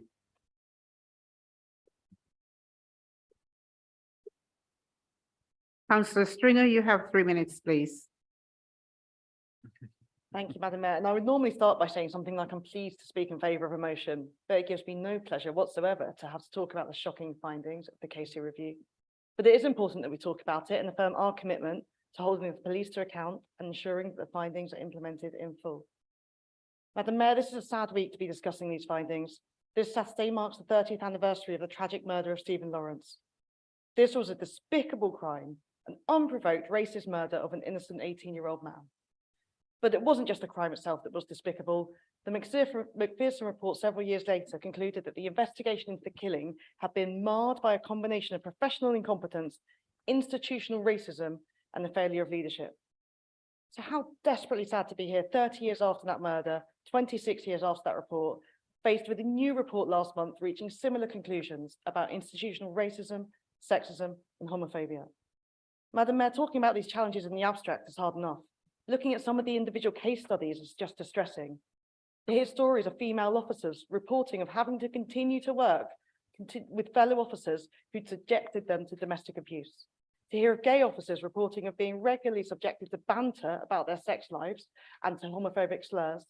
To hear a Muslim officer opening his locker to find someone has put bacon there. But what adds to the distress of hearing about these incidents is to read how they were dealt with. Complaints swept under the carpet, with complainants encouraged to get over it. As one officer reported, you have to try and be invisible as a Black woman. If you complain, you get a reputation as being troubled, and then supervisors try and pass you on to other teams. But Madam Mayor, the scope of the report goes beyond the headline grabbing stories about the unacceptable behaviour and the processes around vetting and misconduct. It recognises the significant challenges the Met faces, including from cuts to resources from the Tory government. But Baroness Casey does not use this as an excuse. The lack of resources does not excuse poor structure, practices and culture, and it certainly doesn't explain the culture of defensiveness and denial. Madam Mayor, you don't need me to tell you that the failings are not to be laid at the feet of the many honourable and hardworking police officers across the city, many of whom here in Merton, and we're lucky to have some excellent frontline and senior police leaders. My own big sister is a response officer in East London, and I know how hard she works and how welcoming she finds her team. But it's also clear that this is not a case of just a few bad apples. Hard work is needed to restore trust in the Met, and without trust, the whole model of policing by consent is at risk. So we ask that all of Baroness Casey's recommendations be implemented. This includes making residents' voices heard and that neighbourhood policing is improved. We also recognise this does need more resources, and the Tory government has to reverse its cuts to police force, cuts that have decreased the number of officers in police stations. This is an urgent priority. Madam Mayor, this shouldn't be a party political issue, and I hope that we all here today agree to taking these actions outlined in the motion. Thank you, Madam Mayor.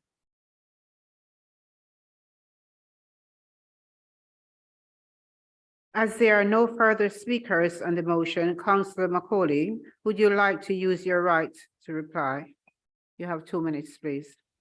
Thank you, Madam Mayor. I agree definitely with what the cabinet member has just explained in terms of the what we see in the police force in the last 12 months, and also what has been happening over the last 12 years with the Tory government on all the cuts that have been made. We can see that, you know, cases in courts have taken so long to be dealt with, and defendants are getting away with murder, not trying to be tried on the day they're supposed to. Cases have been adjourned. And so what we are saying here is quite right for the Tory government to make sure that they look at their budget and give the appropriate funding to the courts so that cases can proceed as they are supposed to within a stipulated period of time without any further delays, as we're losing witnesses. They're not coming to courts to give statements because the waiting is too long. And I thank the cabinet member for all what she's been doing in terms of our agenda with the policing in the borough of Merton. Thank you, Madam Mayor. I will now call for a vote on the amendment. For, against,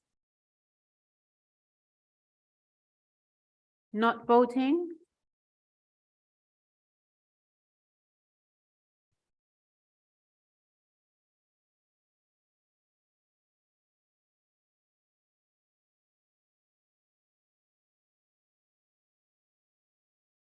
Okay. 4-6. Against 45. Not voting 1. The amendment is lost. The amendment were lost. I now call for a vote on the original motion. Members, please indicate for.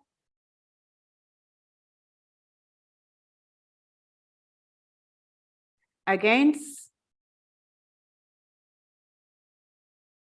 Not voting?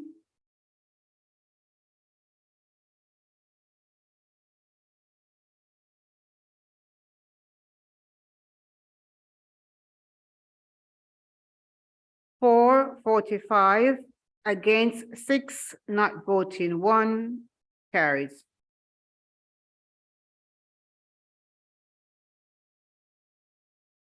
We will now consider the next strategic theme.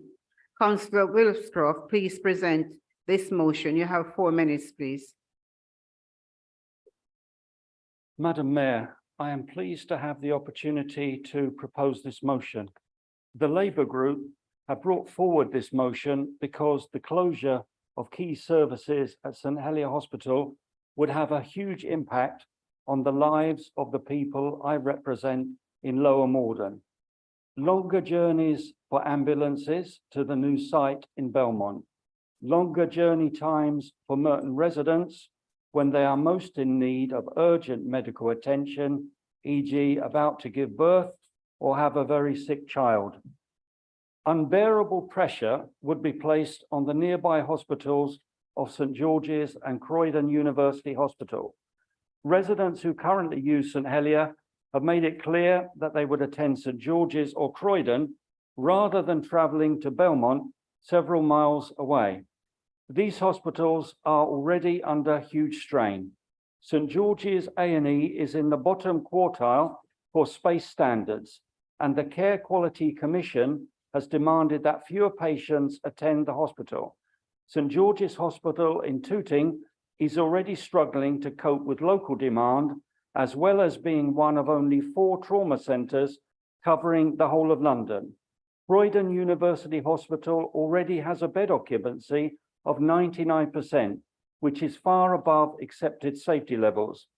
Men in St Helier have a life expectancy of 78.1% compared to men in Belmont who have a life expectancy of 80.9%. Women in St Helier have a life expectancy of 82.6% compared to women in Belmont who have a life expectancy of 84.5%. The percentage of neighbourhoods within a mile of each hospital site considered to be in the 30 most deprived neighbourhoods are as follows: St Helier 26%, Belmont 4%, Epsom 0%. The following is an extract of a letter from one of our St Helier residents. My son Andrew is now 21 years old and thriving at university. If it had not been for St Helier Hospital, he may never have reached this point in his life. At the age of 3, he collapsed. I rushed him to St Helier Hospital, where he received emergency treatment in Rhesus. He was diagnosed with SVT, supraventricular tachycardia, a condition that is fairly common in adults but rare in children. Every time he had an attack, his heart rate would race at a minimum of 260 beats per minute. At such a young age, his heart was not fully formed and could have tired and stopped at any time. Over the next 22 months, he was rushed to A&E 38 times. As my son needed urgent treatment so often, he was given a special number so that the medical staff would run towards me and take him from my arms to rush him to Rhesus. Without St Helier, I could have lost my little boy. It doesn't bear thinking about. Madam Mayor, shame on this government and all the decision makers that have neglected and downgraded St Helier Hospital. They need to go to a hospital for a checkup themselves. I gladly propose this motion. Thank you.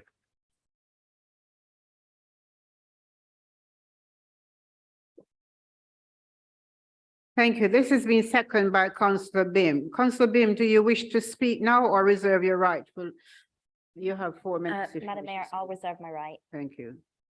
Okay. Councillor Fairclough, you have 3 minutes, please.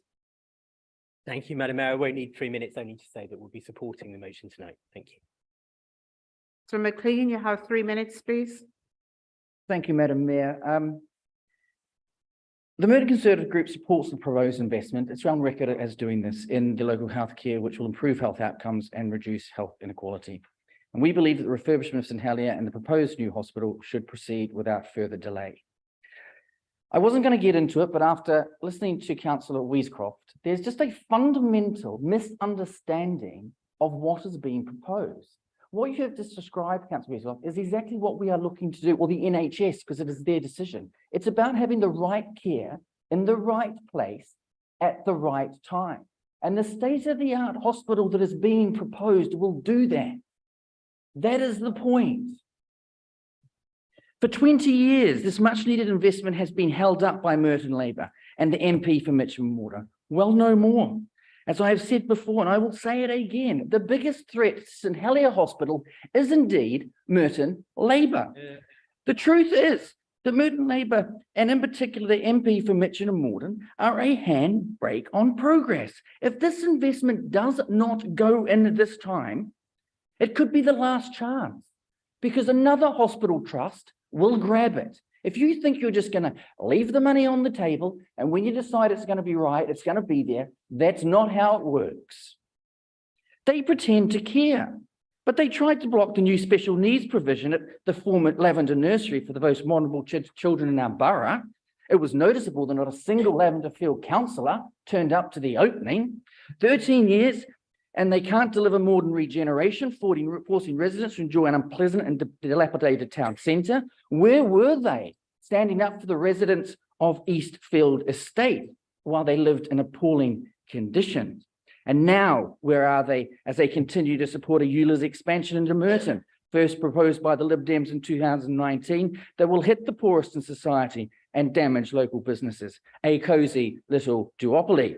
I assume that is why they are dusting off this relic of a campaign to try and deflect from their support for the ULA's expansion. Madam Mayor, while we seek to deliver, the NHS seek to deliver, they seek to dither. I will be writing to the Secretary of State and the CEO of St Helier Hospital to confirm our continued support for the future hospital program and to request that the refurbishment of St Helier Hospital and the proposed new hospital start as quickly as possible. And to that end, I suspect that we won't have to wait long to receive further good news on the advancement of the proposed program. We will not be supporting this motion. Councillor Foley, please. You have 3 minutes. Thank you, Madam Mayor. I prepared a 3-minute speech.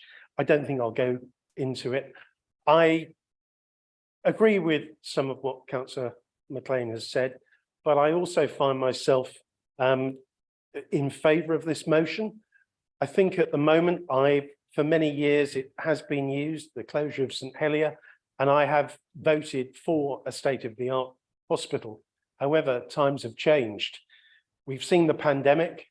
We've seen the effects of very long NHS waiting lists. We've seen rates, well, now we've got strikes by our NHS nurses, our doctors. If you've got planned surgery tomorrow and there's a strike, it's not as though it's the next day or next week, it's 6 months. I think the NHS, I hate the word it's broken, I think it's entirely overwhelmed. And right now, I think closing St Helier is not ideal timing. Of course, who wouldn't want a state-of-the-art hospital? We all would. But I think right now we need to get these waiting lists down and we need to make sure that residents get the care that they need. I recently attended A&E at St George's late one evening with my son, unexpectedly.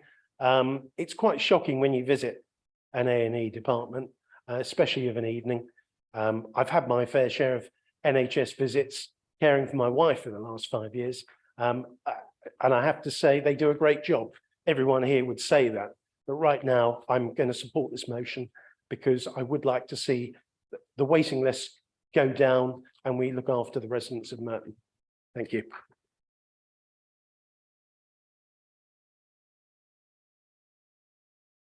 Councillor McCabe, please. You have 3 minutes. Well, thank you, Madam Mayor. I'm really interested in the logic of somebody who gets up and says, we need our local police station, but take our local hospital away. I've said it before and I'll say it again. First responsibility of a local councillor is to stick up for local people.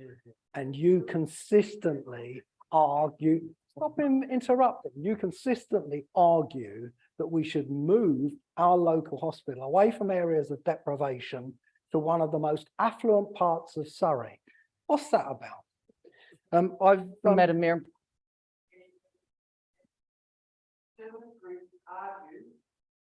The site, the state of the art to be in St Helier Hospital. That is the time. We are on record and in the submission of saying that we are preferred site with St Helier, but we would support the decision of the NHS. So for Councillor McCabe to say that we always argued not for St Helier is simply incorrect. Councillor McCabe, please, and we're sorry for the disturbance. Please go ahead. Thank you, Madam Mayor. I think this motion is very clear and it speaks for itself. I would like to, in order to help you understand why it's so important, share with you a visit that I made to St Helier. In my role as Cabinet Member for Health and Adult Social Care, I've been invited to both the two main hospitals that provide services for our residents, so George's and St Helier. When I went to St Helier, I was appalled. I walked in to the maternity department and in the reception, there was a tarpaulin hanging down from the ceiling, an upside down pyramid. And out of the bottom of the pointy bit came a pipe, which was going into a bin, which was catching the rainwater coming through the ceiling. Now, ask yourself the question, if you or somebody that you loved was, you know, if your child was being born there, would you want to remain there or would you just want to go? But it's worse because the lifts are constantly breaking down. There are cracks in the walls. I was walking along various corridors and I actually asked the question, have you sprinkled Rice Krispies on the floor before my visit? Because all I could hear was snap, crackle and pop because these floors had been flooded so often that the lino had cracked. This is the NHS in 2023. I thought that having pointed all this out with the chief executive, that something would be done. Months later, I find that the ITV are reporting that all of these things are still going on. As an employer, if I had had staff working in those conditions, I would have done immediately. And the other question I have to ask, if there is, if you just look at St George's and the capital investment that's gone in there over the years, who makes decisions that one hospital can be practically falling down whilst another is building one new building after another? We have to stand up for local residents and represent their interests, not those of the Conservative Party. Yeah. I support this resolution.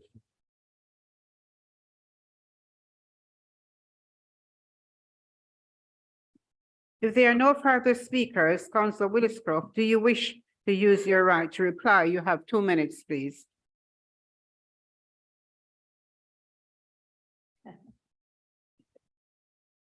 I will not. Oh, sorry. Councillor Boone, would you like to come in? Sorry. Thank you, Madam Mayor. I'd like to thank Councillor Woodscroft for his passionate speech in support of this motion and for sharing his story with us. I'd just like to add that this downgrade is taking vital services away from an area of greatest health need and giving funding to leafier, healthier areas. It's not lost on me that the area around St Helier is inhabited by the majority of a BAME population and an area of deprivation. I'd like to highlight that a Women Inequalities Committee report published recently just found that Black women are 4 times more likely to die in childbirth, and women from deprived healthcare areas are 2 times more likely to die in childbirth. This downgrade would take away vital maternal care services to pregnant people in Belmont and increase healthcare inequalities that we should be battling to reduce. Madam Mayor, I support this motion.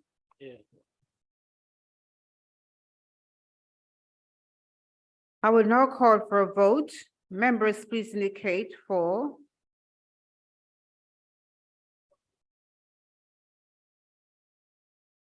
Huh? What's that?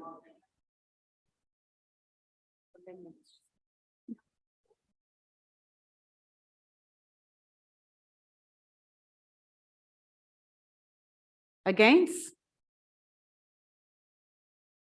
Not voting?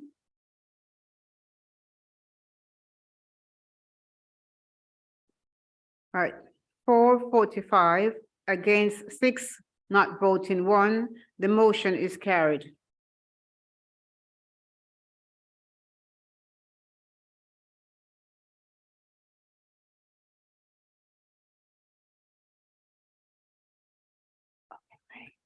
We now move the debate on the strategic team main report, starting with the amendment received.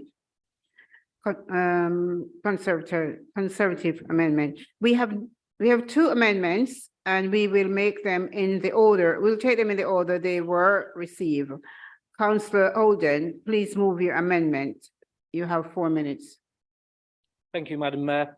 I move the Conservative amendment to the main report. I thank the officers for putting the long and detailed report together. I note the interesting details of the CCTV works, and all I would suggest is that we have more mobile CCTV so that we can move it around to different alleyways and different popular pedestrian public rights of way. This is important given that the council is very keen on encouraging more active travel. As for the Liberal amendment, we're minded to vote with them on that. The strategic theme report includes promoting well-being as well as safety. The report heavily focuses on safety partnerships with Clarion and others, but does not cover much of the well-being side of things, which is where I would like to focus on and ask you to agree to tonight. Madam Mayor, I'm asking for councillors here to ask the Cabinet to begin a programme of public engagement with our social housing tenants across Merton to publicise the government's Make Things Right campaign. The Make Things Right campaign aims to ensure more social housing and the residents of them who can get more support and know how to make a complaint. The Secretary of State, Michael Gove, said too many social housing tenants are being let down and ignored. This Conservative government is determined to stand up for them and give them a proper voice. They deserve a decent, safe and secure home, just like everybody else. So we are shining a light on rogue landlords that ignore their tenants and keep putting those families in homes in disrepair. This campaign will make sure tenants know their rights and how to make a complaint, giving them more confidence to go to the Ombudsman and ensure action is taken. The campaign sets out the steps of the complaints process that residents can take if they're unhappy with the service from their social housing provider. We as a council place our social tenants in homes, but as we've seen over the years with Clarion and others, and we've not been very good at making sure actions are taken. So it will be helpful to Merton social housing residents if this council wrote to each of our tenants outlining the powers given to social housing tenants by the new complaint handling code, which will make it easier for tenants to take any unresolved issues to the Housing Ombudsman Service. Madam Mayor, I will be grateful if all here tonight vote for this very simple amendment. Thank you.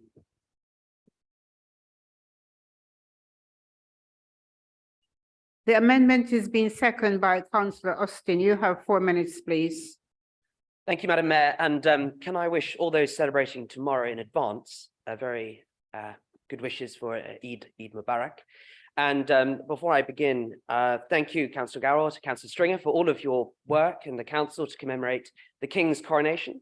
And I think it's actually very appropriate that we debate this strategic theme today in advance of commemorating someone who spent so many years campaigning for the well-being of the most vulnerable in our society. And if I can add one more event to your events calendar, please do come to the lighting up of the windmill as part of the lighting up of the nation on Sunday, the 7th of May. I'm proud to second this amendment, and I will confine my remarks primarily to the topic of homelessness. It is something I've discussed before in this chamber, and there is much to digest in what I thought was a comprehensive and dense report. But what I took away from it was process and data, important though it is, but I didn't get the sense of the importance of the voluntary organizations which are integral to our collective ability to tackle homelessness. And what are they telling us?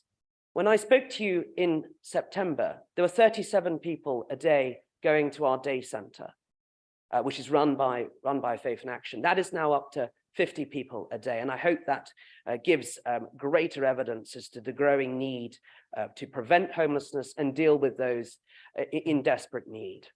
And why does this matter? The longer someone is homeless, the more complex their situation becomes, the more likely they are going to experience violent assault, more likely they're going to experience verbal abuse. And nothing sums this up more to me, and I will use the name Frank, than someone who came to our night shelter this year. Frank, like many, had been homeless in the past. He was housed, he had a job, and whilst he didn't live in this borough, he was made homeless late last year when, due to an act of a housemate, his house was petrol bombed. And Frank became homeless once again, and he came to Merton and he took sanctuary in our shelter. And in March, when the shelter wound up, Frank was back on the streets. And a lot of the problems which had exacerbated his initial entry into homelessness had re-emerged. The council wasn't able to help Frank, but Wimbledon Guild and Faith in Action's Merton Winter Night Shelter did provide him with genuine sanctuary support throughout those troubling months. And I don't think any of us will know what will happen now. I spoke in September on the need for the council to support the Winter Night Shelter. The council was not able to provide the financial assistance which was asked, but the night shelter went ahead anyway, thanks to the extraordinary community effort of so many volunteers, including in the village. And my ask is very simple to the leader of the council tonight. We are going into the summer months where the pressure on homelessness may be reduced, but I would ask you most sincerely to review and devise a way for financial assistance to be restored for the coming winter to Merton's only winter night shelter. And I hope that is something which we are all able to support tonight. Thank you.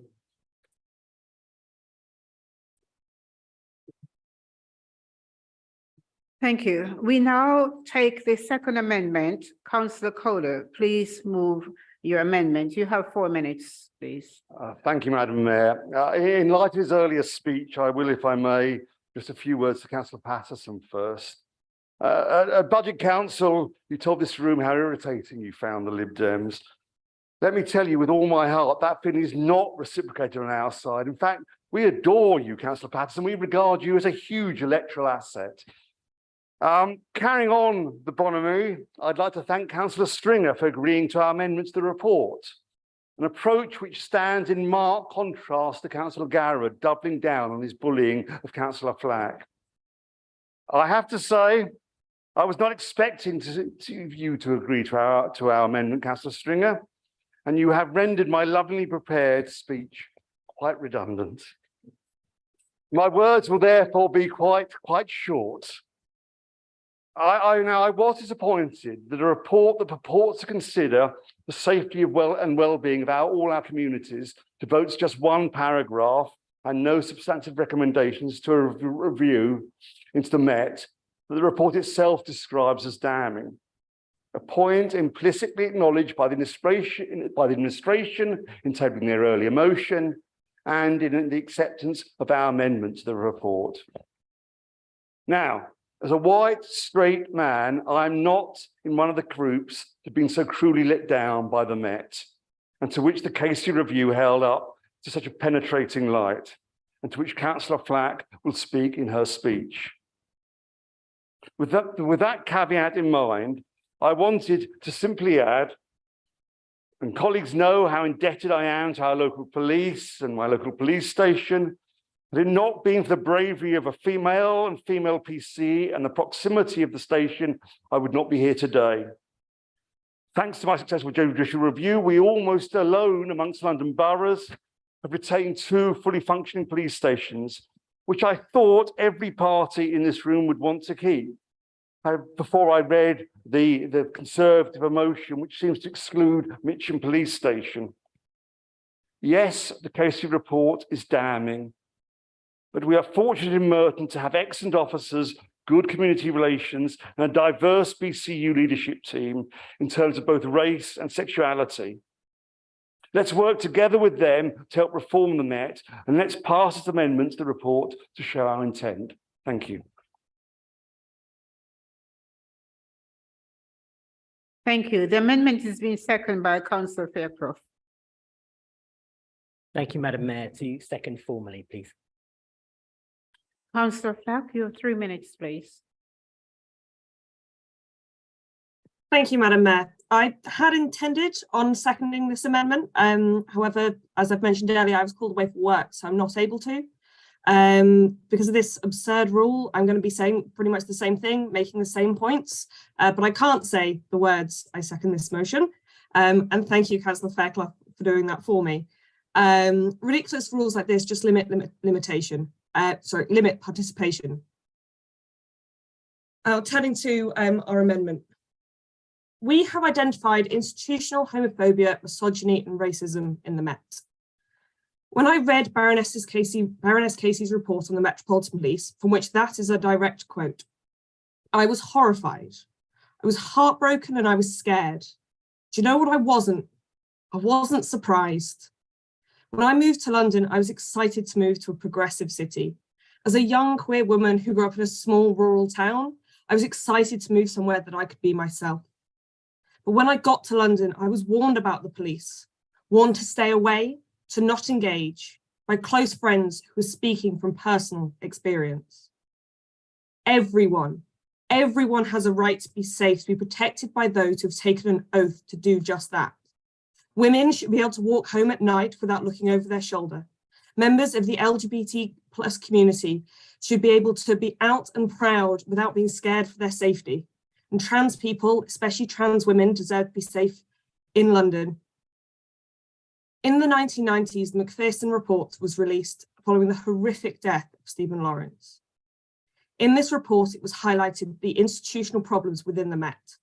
It laid out recommendations in particular, highlighting the need for people to come forward and report incidences of hate from within the force and for them to be listened to and acted on. And here we are, 24 years later, almost my entire lifetime, having the same conversations all over again. We must do better, and we can do better. We must keep challenging the Metropolitan Police to hold it to the recommendations in Baroness Casey's report, to acknowledge that there is a problem and to take real action. Baroness Casey made recommendations in her report, including improving misconduct processes, embedding genuine ethical values, improving vetting, and in some cases, resetting and just starting again with the worst afflicted departments. If in 25 years we're having this conversation again, we have failed the people of Merton. We have failed the people of London and everybody who comes to visit our beautiful city. The responsibility of making London safe must sit with us all. As local representatives, we must have the means to keep challenging our police practices and to take a leading role in keeping residents safe. We can make sure we don't ever end up here again. We can and we must. Thank you, Madam Mayor. Thank you. Thank you. I have the following listed to speak. Councillor Driscoll,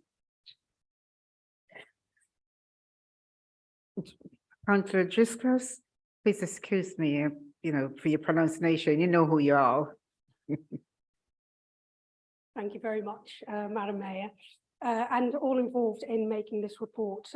The topic of the report is one I care very deeply about. So I was interested in all the useful information I would find in it. And although it is full of praise and self-congratulation, as before in other reports, this one again is not written using all SMART principles: specific, measurable, achievable, realistic, and timely. It is more of a summing up and a list, but not a report with measurable outcomes, celebrating clear successes as well as points for improvement. Specifically focusing on the part of the report about violence against women and girls, it was very encouraging to read about the successes, like Merton being one of the safest boroughs in London. However, it would be useful to know more specifics about how, what, where, and any outcomes. For instance, paragraph 3.4 says, continuing to raise awareness of domestic violence and abuse and violence against women and girls across the council, partnership, and community. Examples and outcomes are missing. Paragraph 3.6 mentions the Violence Against Women and Girls Strategy 2022-25 and the accompanying action plan, which is currently being developed.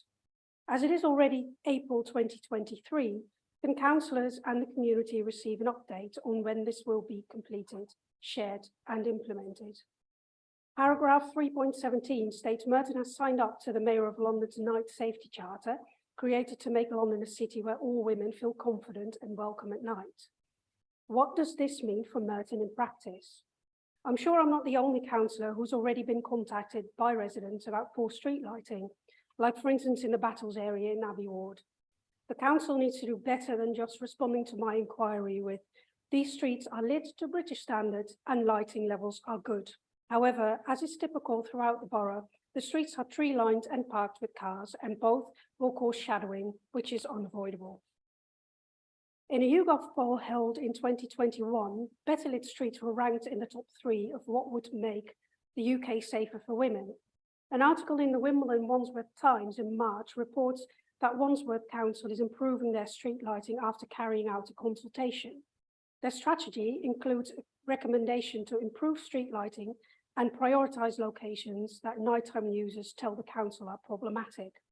Would Merton Council be willing to carry out a similar consultation throughout the borough, east and west, and adopt a similar strategy? This may be a great addition to the Wimbledon Town Centre CCTV upgrade as part of Operation Nightingale. I could go on, but I hope Cabinet and Council will give more of an insight and measurable outcomes in future, so successes can be celebrated, but lessons can also be learned, and we can have a safer Merton. Thank you. Councillor Hall, you have 3 minutes, please. Thank you, Madam Mayor. I'd like to address my comments to sections 4 and 6 to 8 of the report. Obviously, it's good that Merton is ranked as one of the safest boroughs in London. Thanks must go to Safer Merton and our local police. However, it does not mean that antisocial behaviour does not exist in the borough. It happens all too often. And even in a quiet and seemingly pleasant ward like Wimbledon Park, there are instances of antisocial behaviour, and in many cases, the police seem powerless to help. I have reports of antisocial behaviour in Reynolds Gate, that's the Plough Lane development, involving some identifiable young people who are making their neighbours' lives a misery. Despite evidence, witness statements, photographic evidence, even video footage, no action seems to be effective in stopping them. So I'd like to suggest that for many young perpetrators, it's not alcohol that's fueling this behaviour. It's actually the use of propellant gas, glue, or solvent sniffing and drugs. So please include these items when monitoring areas and introducing PSPOs. I note from section 6 to 8 that there's heavy investment in CCTV planned, and the move to from analog to fibre wireless hybrid solution is a welcome one. But please ensure that a good part of that investment goes towards the monitoring. New cameras are all very well, but if they're not fully monitored, the benefit is reduced. I would add that CCTV footage is not a magic bullet. Even with clear video evidence, the police sometimes seem powerless to act on many instances of antisocial behaviour. So moving back to section 4 on air quality. School streets was a great initiative, but where is the data for monitoring the air quality where they've been introduced? Surely this was an opportunity to show real improvement in air quality. No more idling car engines near school entrances as parents or carers drop their children off. So section 4.38 is yet another example of vague comments on the benefits of a measure without measuring it. Why wasn't the air quality measured in these streets before and after so we can see the benefits? Road safety too, can we have some data on that? If so, let's see them. Smart measures are needed to show where initiatives are proved to be effective. On air quality, please measure this in the Weir Road, Durnsford Road, Hayden Road and Plough Lane area. There are so many daily lorry movements. They're increasing and this has created a real decline in air quality for local residents. So the new air quality action plan must investigate air quality here in this area. Currently, it's measured too far away to be effective. So there are initiatives to applaud in this report, but much of it is still too vague and wishy-washy. We need a smart approach to up our game if we're to deliver the best possible services to our residents. Councillor Stringer, I have to say, without the smart approach, this report is pointless. Sorry, couldn't resist. Thank you, Madam Mayor.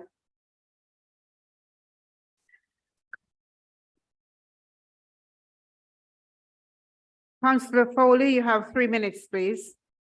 Thank you, Madam Mayor. Councillor, very good. The pointless, getting that in. Very good. For those that know, very good. And well done, Councillor Stringer, for being on pointless today. I haven't seen it yet. I would like to thank Councillor Kohler for reminding us all of his harrowing experience. And I think I can speak for everybody here, even the opposition behind me, that we are all glad that his life was saved by those officers that came in, especially as he's proved himself as a goalkeeper this week for the Mayor's charity football event. And hopefully if there's a cricket match, he'll be doing his bit as a wicket keeper. He's quite good. Anyway, down to serious business.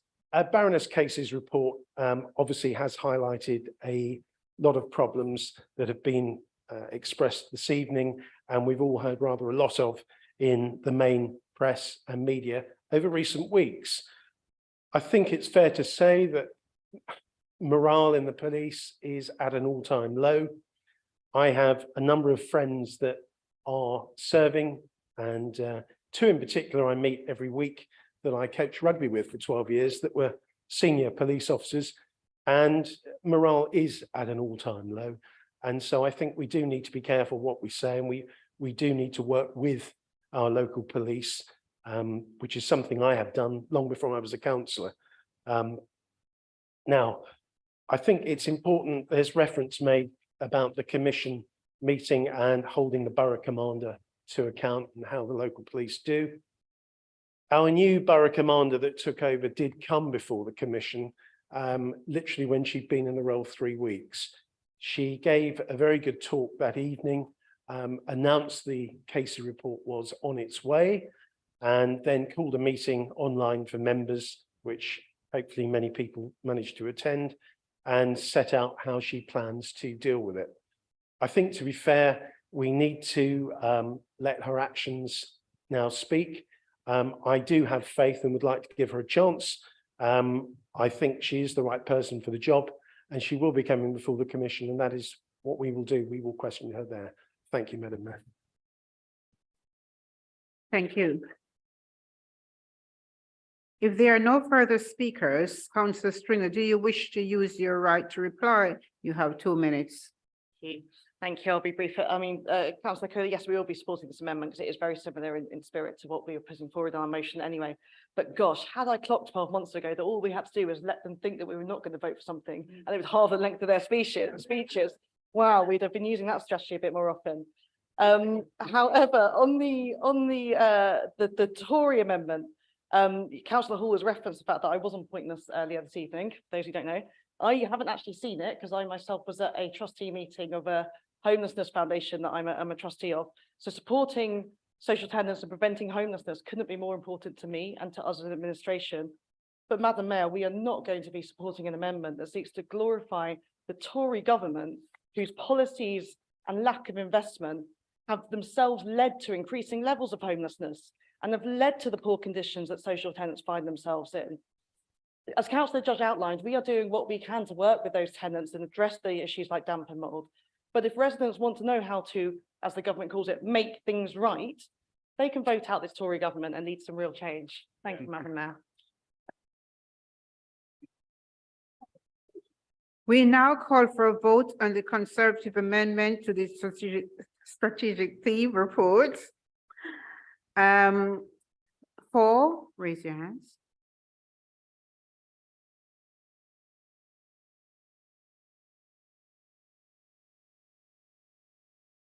Against?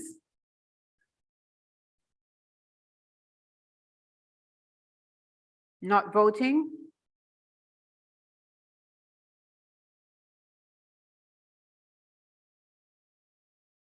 For 23, against 28, not voting 1, the amendment is lost. I now call for a vote on the Lib Democratic amendment to the strategic theme report. For,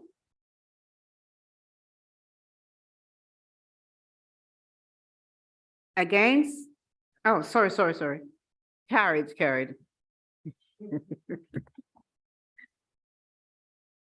No matter what you do, you're still learning. Thank you.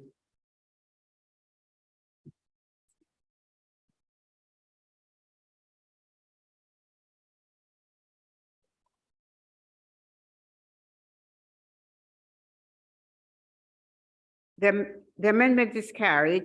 Can I please call for a vote on the strategic theme for recommendation as amended? Agreed.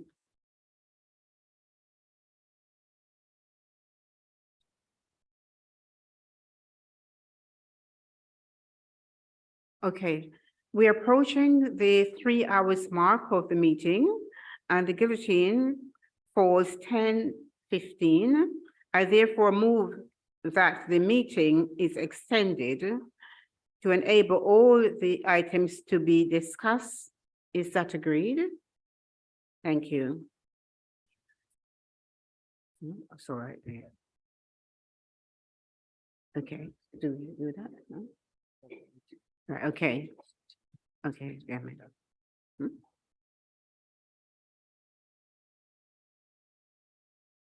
Okay, item 8, Mitcham Community Forum. Councillor Monday, will you please present the report? You have 2 minutes, please. Thank you, Madam Mayor, for the opportunity to speak on this report, and I thank our engagement and consultation manager for producing it.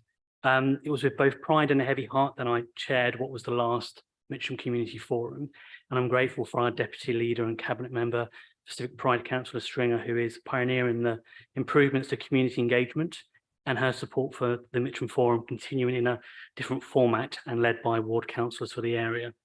Madam Mayor, in addition to taking a presentation on improvements to civic society, face-to-face and digital engagement, the cabinet member for local environment, green spaces and climate change, Councillor Irons, gave a presentation on the future of waste collection, recycling and street cleaning services, the highlights of which was Garth Road on the Road. This exciting scheme seeks to give residents opportunity to dispose of waste of multiple types, without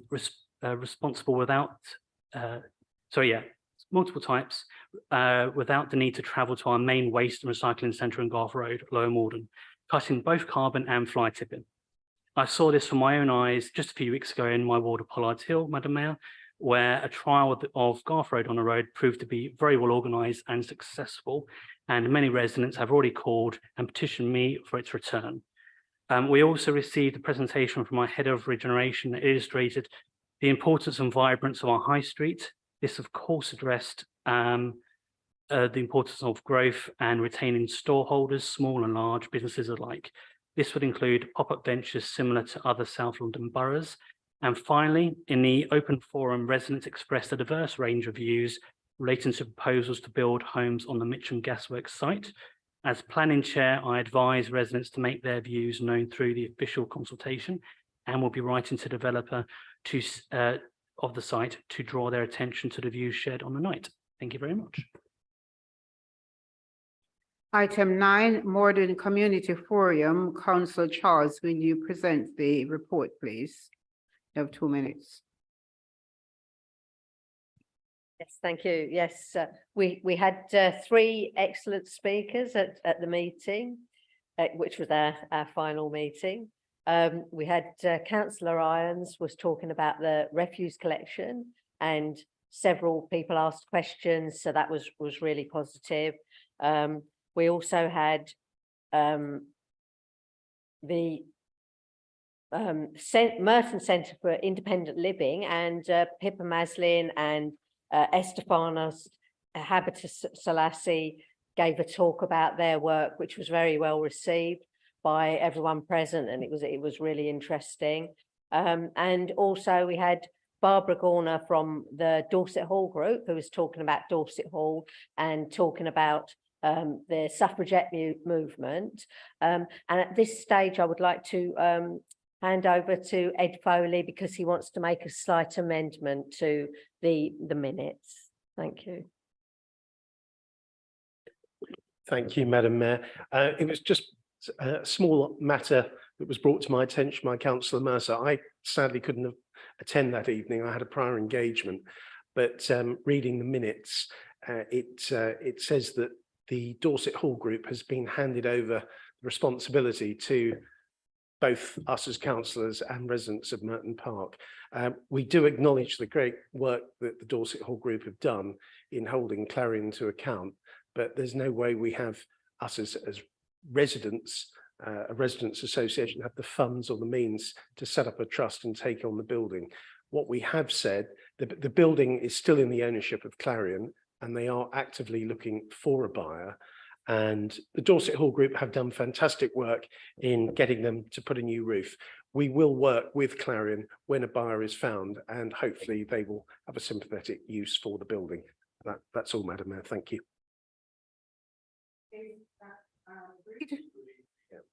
Thank you. Item 10, Wimbledon Community Forum. Councillor X, will you present the report? Thank you, Madam. Yes, I'm happy to present this report, and thank you to Chris Witherington for all his work, both on the night and in preparing this report.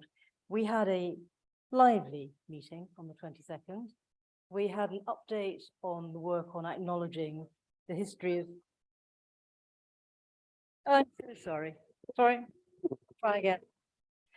We had a lively meeting. We had an update on the work on acknowledging the history of streets named after those involved with the slave trade historically. A resident called Peter Walker offered to conduct a walk giving historical details of that relationship, which unfortunately I wasn't able to attend. I had my surgery.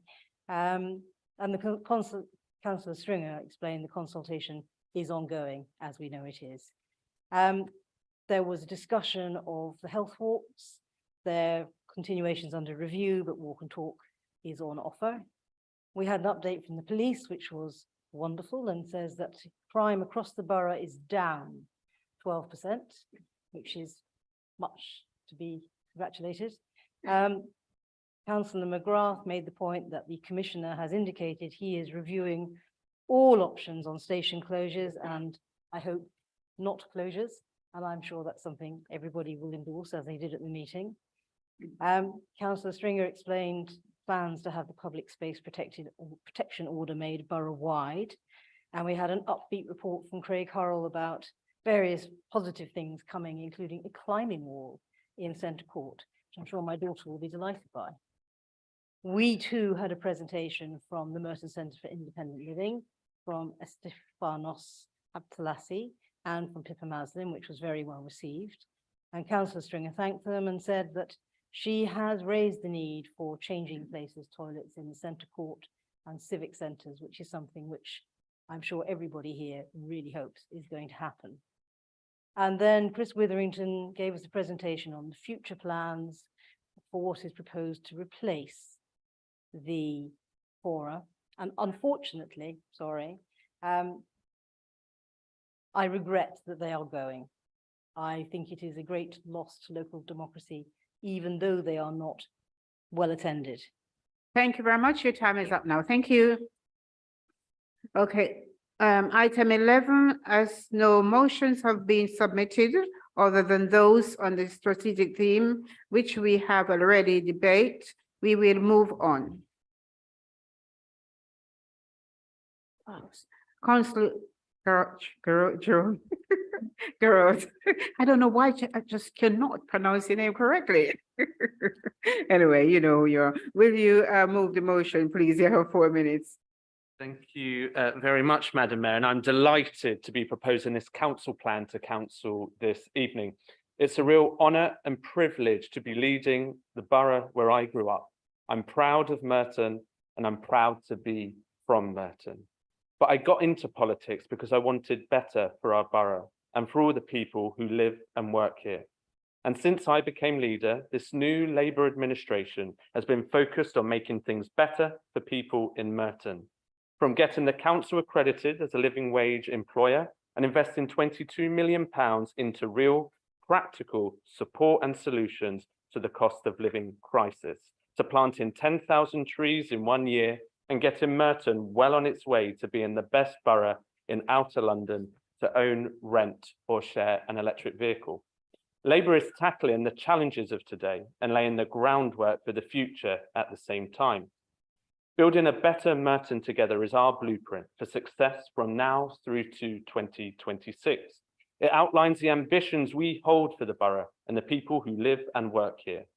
We've developed this plan in consultation with the people of Merton and through discussions with businesses, charities, partner organisations and community groups, all of whom will be critical to delivering on our ambitions for Merton.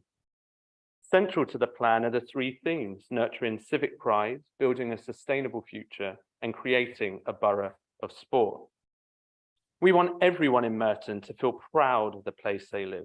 That's why we're investing millions into cleaning up our streets, rejuvenating local high streets, providing good quality schools, and looking after our beloved parks and green spaces.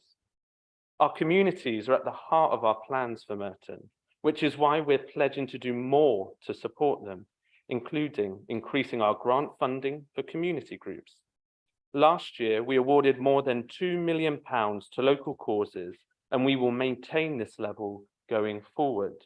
We want to get the basics right and create places that everyone wants to visit, work, and live in. To build a sustainable future for Merton, we know how important good quality affordable homes are. That's why we will build 400 new affordable homes and are taking action to improve housing standards for people in Merton. We have a strong track record on climate action and will go even further, including through our commitment to develop a retrofit scheme to help businesses save on energy bills, as well as supporting homeowners in the borough with a retrofit loan scheme. And we will embed climate action and carbon reduction in all our major council decisions. And we will be working with our health partners to ensure everyone has local health provision that meets their needs now and in the future. Merton has a strong and long sporting heritage, which we can all take pride in. We want to spread the word to get more people in Merton active and involved in the fantastic range of sporting activities the borough has to offer. We're working with London Sport on how we will do this, with a focus on supporting the grassroots and increasing participation, particularly for the under 16s and over 65s. And we will be investing into our sporting infrastructure across Merton to open up opportunities for our communities. This plan is ambitious for Merton, but it's not the limit of our ambitions. We will remain alert to the challenges facing the communities we represent. We will be a council that is responsive to the needs of our residents, embedded in the community, innovative in our approach, whilst continuing to deliver excellent services. Madam Mayor, this administration stands ready to unlock the potential of this great borough as we build a better Merton together. Now let's get to work. Thank you. Councillor Hutterwall, will you please second this?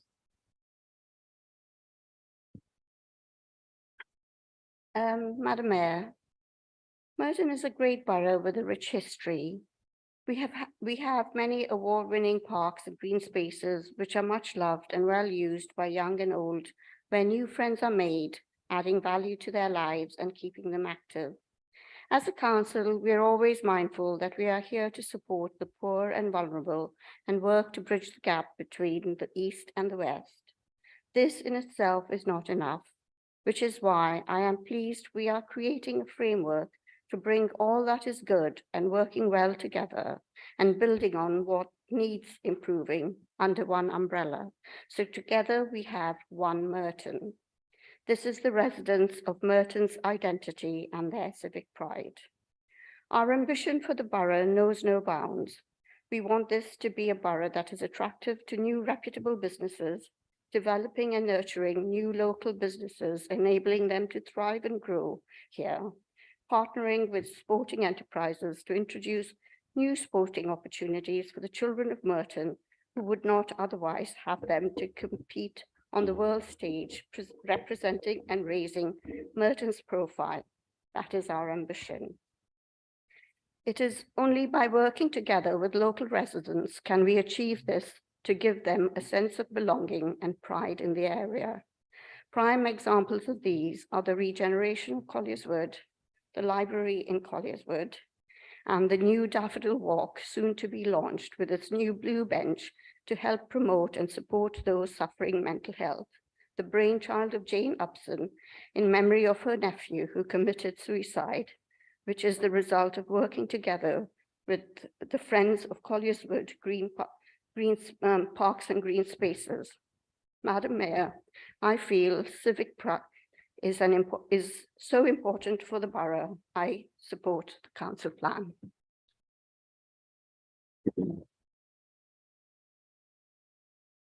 Councillor Rice, please. Yes, thank you, Madam Mayor. I'm conscious of time here, but I've got, something to say and carry on. Fair enough. I'll try and cut it down a little bit, and I'm glad we can. I'm glad we can call this council plan still in draft, because boy, are there a lot of loose threads that need tying up. Oh my goodness. Number one, the plan significantly lacks specifics, definitive outcomes for most of the initiatives. I mean, if I just read out a bit, let's look at what's specific here. To nurture civic pride, you're going to, and I quote, develop a new customer strategy with a focus on the customer experience. How vague can you get?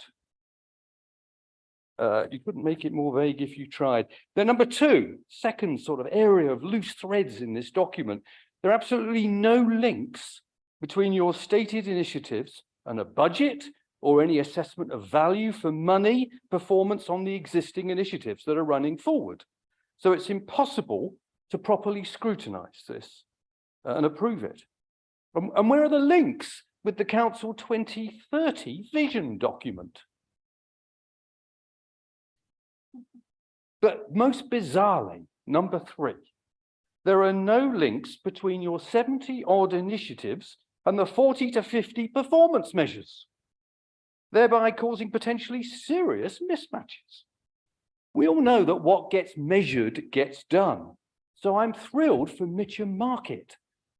Mitcham Market is destined for a fantastic future because you're going to be measuring, counting the number of stalls every quarter. What about the high streets? What about the shopping parades in Merton and the number of empty shops? No monitoring?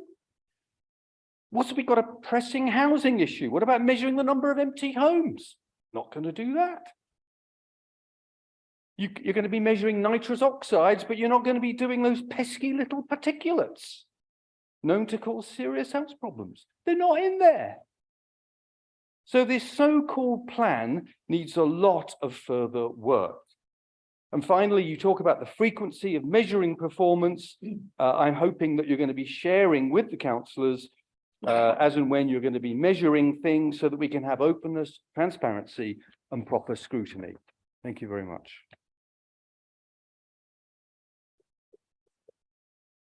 Councillor Oliver, please. Thank you, Madam Mayor. I'll try and be quick. I'd like to make a few remarks about the council plan. Having waded through 287 pages of the business plan before the council meeting on 1st of March, I must confess I thought the job was done for this year. In the business plan, there's a section called Delivering Building a Better Merton Together. And it's got the same themes as the plan. So, however, in the business plan, it says for nurturing civil pride, there were 11 established priorities, but in the council plan, there are 9. Building a Sustainable Future has 13 established priorities, but in the council plan, there are 7. Creating a Borough of Sport has 3 established priorities. In the council plan, there are 4. The business plan was discussed at council on the 1st of March. The council plan was presented to Overview and Scrutiny Commission on the 15th of March. So 2 documents were presented days apart with completely different contents. What is going on? Next thing, civic pride. One thing I've noticed is that civic pride seems to be swelling into other areas. In fact, it looks to me as if we have a 2-tier cabinet now. I wonder what the cabinet member for education and lifelong learning is supposed to do when civic pride is now responsible for helping primary and secondary schools become good or outstanding. I have a bit of a concern about the whole concept of civic pride. Pride, like pleasure or happiness, is not something you can make happen by obsessing about it. These are things that arise naturally when everything is going well. So my advice would be to concentrate on delivery and let pride take care of itself. I'm also concerned that the council plan has nothing whatever to say about adult social care. I guess that's just a boring old statutory responsibility, otherwise known as the day job.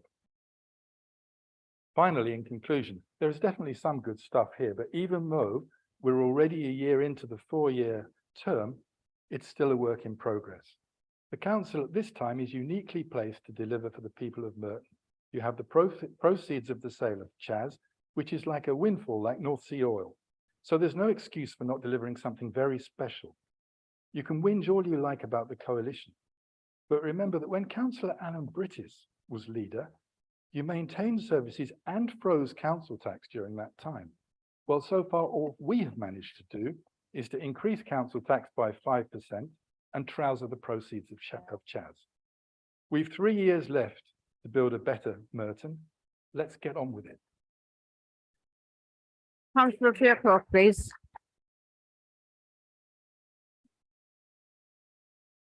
Thank you, Madam Mayor.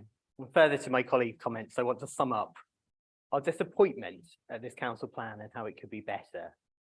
As my colleagues have explained, its structure is a confusing mess. It shows no real insight into what's gone before, and its continuity dressed up as change. It's an attempt to apply a coherent narrative to the things already done. To start, I'd like to take fellow councillors back a year, Madam Mayor, to this meeting in April 2022. The newish Labour administration had just launched its new council plan, Merton 2030. That was an 8-year plan comprising 5 key themes and 10 principles to guide delivery of council action.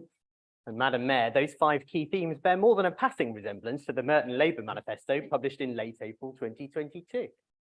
Yet in less than a year, all that is gone. And instead, we have this document, a 3-year plan, which comprises a snazzy title, 3 strategic objectives, which have some key indicators and lots of major initiatives. Random numbers of major initiatives get clubbed together to make up priorities. The corporate performance framework is realigned into 4 work streams, confusingly the 3 strategic objectives plus core services, and there's vague promises around a community engagement plan. Some of the initiatives are and will be great, but there's literally no analysis of why these 3 are chosen as priorities. So much for the together. Why does civic pride need nurturing? Why are we not a borough of sport already? Why has Merton never come close to meeting its affordable housing targets? Well, that requires genuine insight to understand what Labour council bosses might have got wrong before. And this brings me to my 3rd point. Those council bosses are still sitting there calling the shots. Madam Mayor, genuine change requires things to be done differently. This is pretend change, PR change. It's why council bosses focus on media training and extra staff to do their social media, fancy offices to make them feel important, and signs on the wall. This report says several times that people want more say on local decisions. But all the decisions have been taken, buried in a myriad of initiatives and priorities. And the big idea is a state of the borough debate. Well, like many councillors, Madam Mayor, I talk to people about the state of the borough week in, week out. They want an open and transparent council. They want a competent council. They just want a council that cares. Thank you, Madam Mayor. Councillor Garrard, would you wish to use your right to reply? 2 minutes, please. Thank you, Madam Mayor. It's an interesting listen, I'm sure, for all in the chamber of those on the other side, particularly when at the Overview and Scrutiny Commission, the two councillors that are suddenly now talking against the council plan were full of praise at that meeting. And in the interest of openness and transparency, you'll be able to watch that back on YouTube.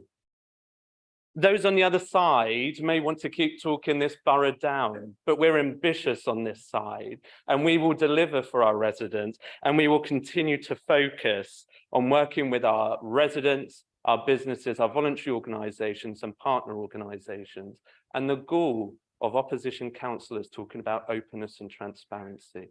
Openness and transparency when we learn in the public questions today about your plans behind the scenes to enlarge your own office. So don't quote openness and transparency.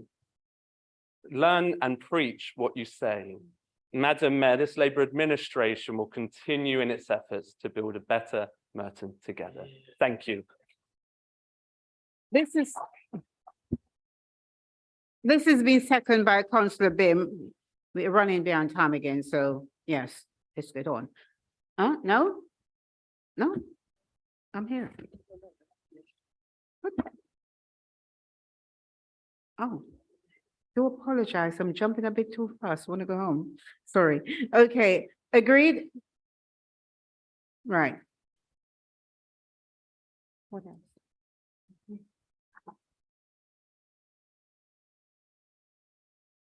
Is that agreed?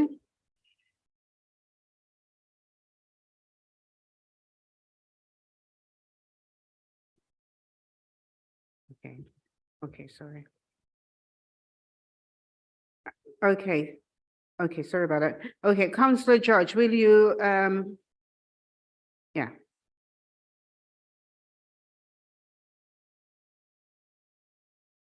Madam Mayor, an immediate Article 4 direction was introduced at the instigation of the Cabinet on the 17th of November last year. This requires new small house and flat shares for all HMOs in 7 wards to seek planning permission, instead of these being covered by permitted development. The direction must now be confirmed by council or it will fall away. Madam Mayor, there's a crisis in our housing. Too few homes have been built, and so the cost of homes, whether for purchase or rental, has climbed to consume an ever greater proportion of household incomes. The market is such that many quite modest homes are being bought and converted to HMOs. Where these HMO conversions are to a good standard, there can be little complaint. But where, as has frequently been the case, the conversions do not provide for adequate room sizes, communal bathroom and kitchen facilities, amenity space, space for refuse disposal, or adequate noise insulation, there is a case for action. It is that need for action to ensure quality that has prompted this Article 4 direction, requiring conversions to obtain planning permission. We've had an extensive consultation exercise ending in January, including hundreds of questionnaires, email representations, solicitors' correspondence, and attendance at landlord and stakeholder fora. National guidance indicates that all Article 4 directions should be applied in a measured and targeted way. They should be based on robust evidence that apply to the smallest geographical area possible. Now, the council has analysed its existing planning and licensing records on the private rented sector, and specifically HMOs, including antisocial behaviour complaints. Our housing needs team procured a data management company to provide information on the private rented sector in Merton. The analysis uses data on council tax records, turnover of council tax names, complaints of ASB, levels of more serious housing hazards, receipt of benefits and other stats, and overlays the data to predict the likely numbers and locations of HMOs and whether there is a link between them and immediate threats to local amenity and proper planning of any area in Merton. The data tells us that the wards included Graveney, Long Thornton, Pollard's Hill, Figs Marsh, Cricket Green and Colliers Wood are likely to have more HMOs that are causing harm to the well-being of the area and are an immediate threat to local amenity. And Lavender Fields also sits geographically in the middle of these wards. And the report describes the evidence collected, including appropriate graphs. Taken together, this amounts to a robust body of evidence to justify the confirmation of the Article 4 direction to protect local amenity and well-being. It should be noted there is a risk of compensation claims being submitted for any small HMOs, which are 6 persons and under, where developers have placed reliance on previous permitted development rights that have been removed in the 7 wards to the developer's subsequent detriment. We've taken legal advice on this and consider the risk is acceptable. Claims are only valid if a planning application is submitted within 12 months of last 17th November 22, and a planning application is refused, or if additional planning conditions are applied that reduce the development's value. So we believe we've got robust evidence that will stand up to scrutiny, and we ask that Council confirm the Article 4 direction. Thank you, Madam Mayor. Thank you very much. This has been seconded by Councillor Beam. Thank you. Thank you, Madam Mayor. I am proud to second this motion. I'd like to start by saying that as a young professional myself living in London, I'm no stranger to the benefits of a good quality HMO, which can ease the cost of living for some. However, I do stress a good quality HMO.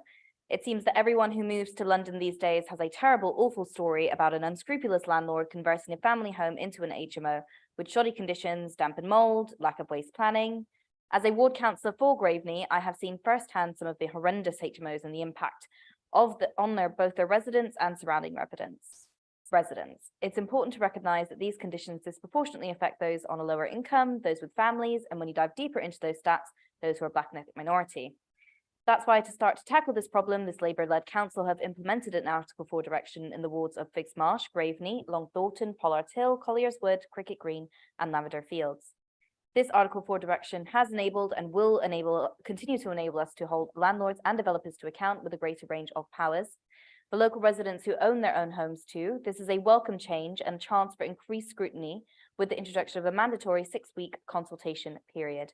We know all too well that improper waste arrangements can lead to an increase in fly tipping and detritus on our streets, and this will ensure that HMOs over a certain threshold built in the aforementioned wards will have waste and recycling measures that are actually suited to the number of people living in these homes. I'd like to finish by thanking all of the residents who took time to respond to the consultation, who supported the measures by an overwhelming percentage, and to Councillor Judge and council officers for their hard work in getting this done. Madam Mayor, I second this motion. Thank you. Thank you. Councillor Willis, please, 3 minutes. Thank you, Madam Mayor, and thank you to everyone who's been very kind to me after the death of my father in Australia. That's where I'm joining you from today, so we'll keep my camera off to ensure connection. As we will hear in the next agenda item, Councillor Pearce is unwell, and I chaired Borough Plan Advisory Committee for the first time on 23rd of March. We will not be opposing item number 14, and we wish him well. I would like to thank officers Leslie, Tara and Grace for their help during the meeting, where it was confirmed that we were just looking at planning. Our licensing will go to June Cabinet, and the empty home scheme is set to go live in July. Whilst there was an immediate Article 4 direction in November, for it to continue, it needs a resolution of full council. We had a good meeting, asking probing questions. Have we introduced it to the smallest geographical area possible, and did we have evidence? Lavender Fields, for instance, had better results than Wimbledon Town and Dundonald, but was included due to the proximity of other wards on the list. But Wandle was not included, despite being next to Colliers Wood, which was. Officers do now feel confident about the size of the area, but I want colleagues to know that there is scope for the council to consider other wards in the future based on new evidence. Thank you to Councillor Mundy for giving our members access to a draft supplementary planning document, which we went through in detail. It is to be a helpful guide for those wanting to convert properties to an HMO. It will drive up standards, taking the higher of licensing or planning guidelines and advice from elsewhere in the UK. BPAC voted to recommend to full council to confirm the Article 4 direction. Government will be notified of our choice tonight, and they have already been sent the Cabinet report, so you can approve this with confidence. Speaking of approval, when comms went out after Cabinet in March, saying that the extension of Article 4 had been approved, I was thankful to officers for republishing with clarification. BPAC then passed a recommendation that council look at communications to ensure that decisions have been made before they are announced. It may be a boring procedural point, but Cabinet are not the decision maker on this, and neither was the committee I chaired. That happens now. I am reminded of the constitutional change brought to council quite late in the September agenda, and whilst the administration has the majority, we should not give the impression that either Cabinet or full council are box-ticking exercises. They are often the only way to scrutinise. I do wonder if all members know that when whipped to vote for constitutional change, they were stopping those working remotely from being able to propose or second motions. Whilst my situation is unique, I could have just as easily had COVID or caring responsibilities. I would like to see the administration be a little kinder in this regard. And with that, I thank you for your time, Madam Mayor.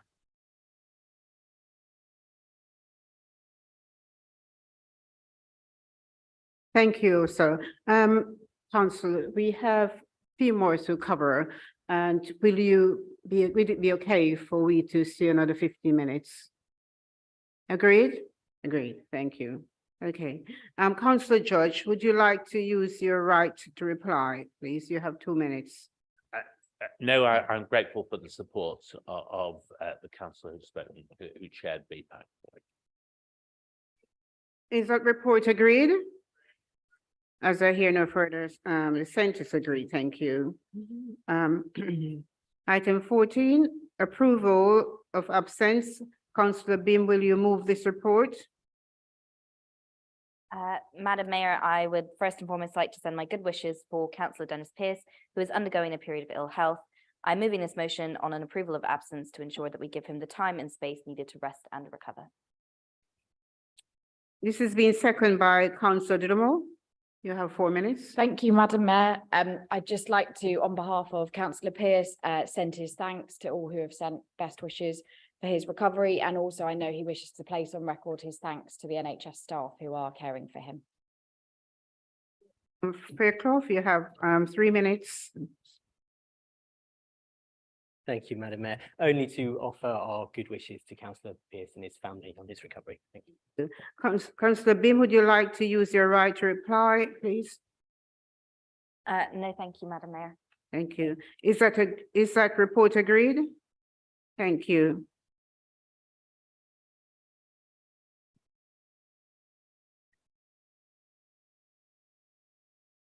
Committee members and related committee members and related matters. Councillor Garrod, will you move this report? I'd like to formally move this report. Thank you. Is this being formally seconded by Councillor Stringer? Yes, Madam Mayor, I second this report. Councillor Fairclough? No further comments, Madam Mayor. Sorry. No further. Councillor Gerard, would you like to use your right to reply? Absolutely not. Thank you, Madam Mayor. That report agreed? Thank you. Any petition, sorry. Are there any petitions? Yes. Right. Okay. Councillor Austin?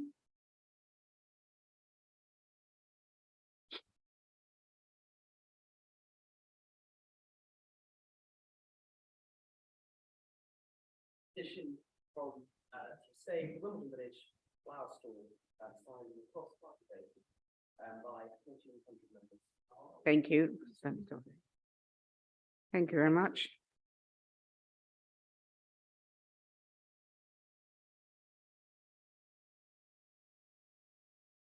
Business for the next ordinary meeting of council. Can I ask Councillor Gera to put forward the strategic plan for the next ordinary meeting of the council on the 12th of July, 2023? Yes, thank you, Madam Mayor. The business for the next ordinary meeting will be building a sustainable future. Thank you. Declare this meeting closed. I just want to say thank you all for your great support. I know we had a little disturbance before, but thank you for all your cooperation.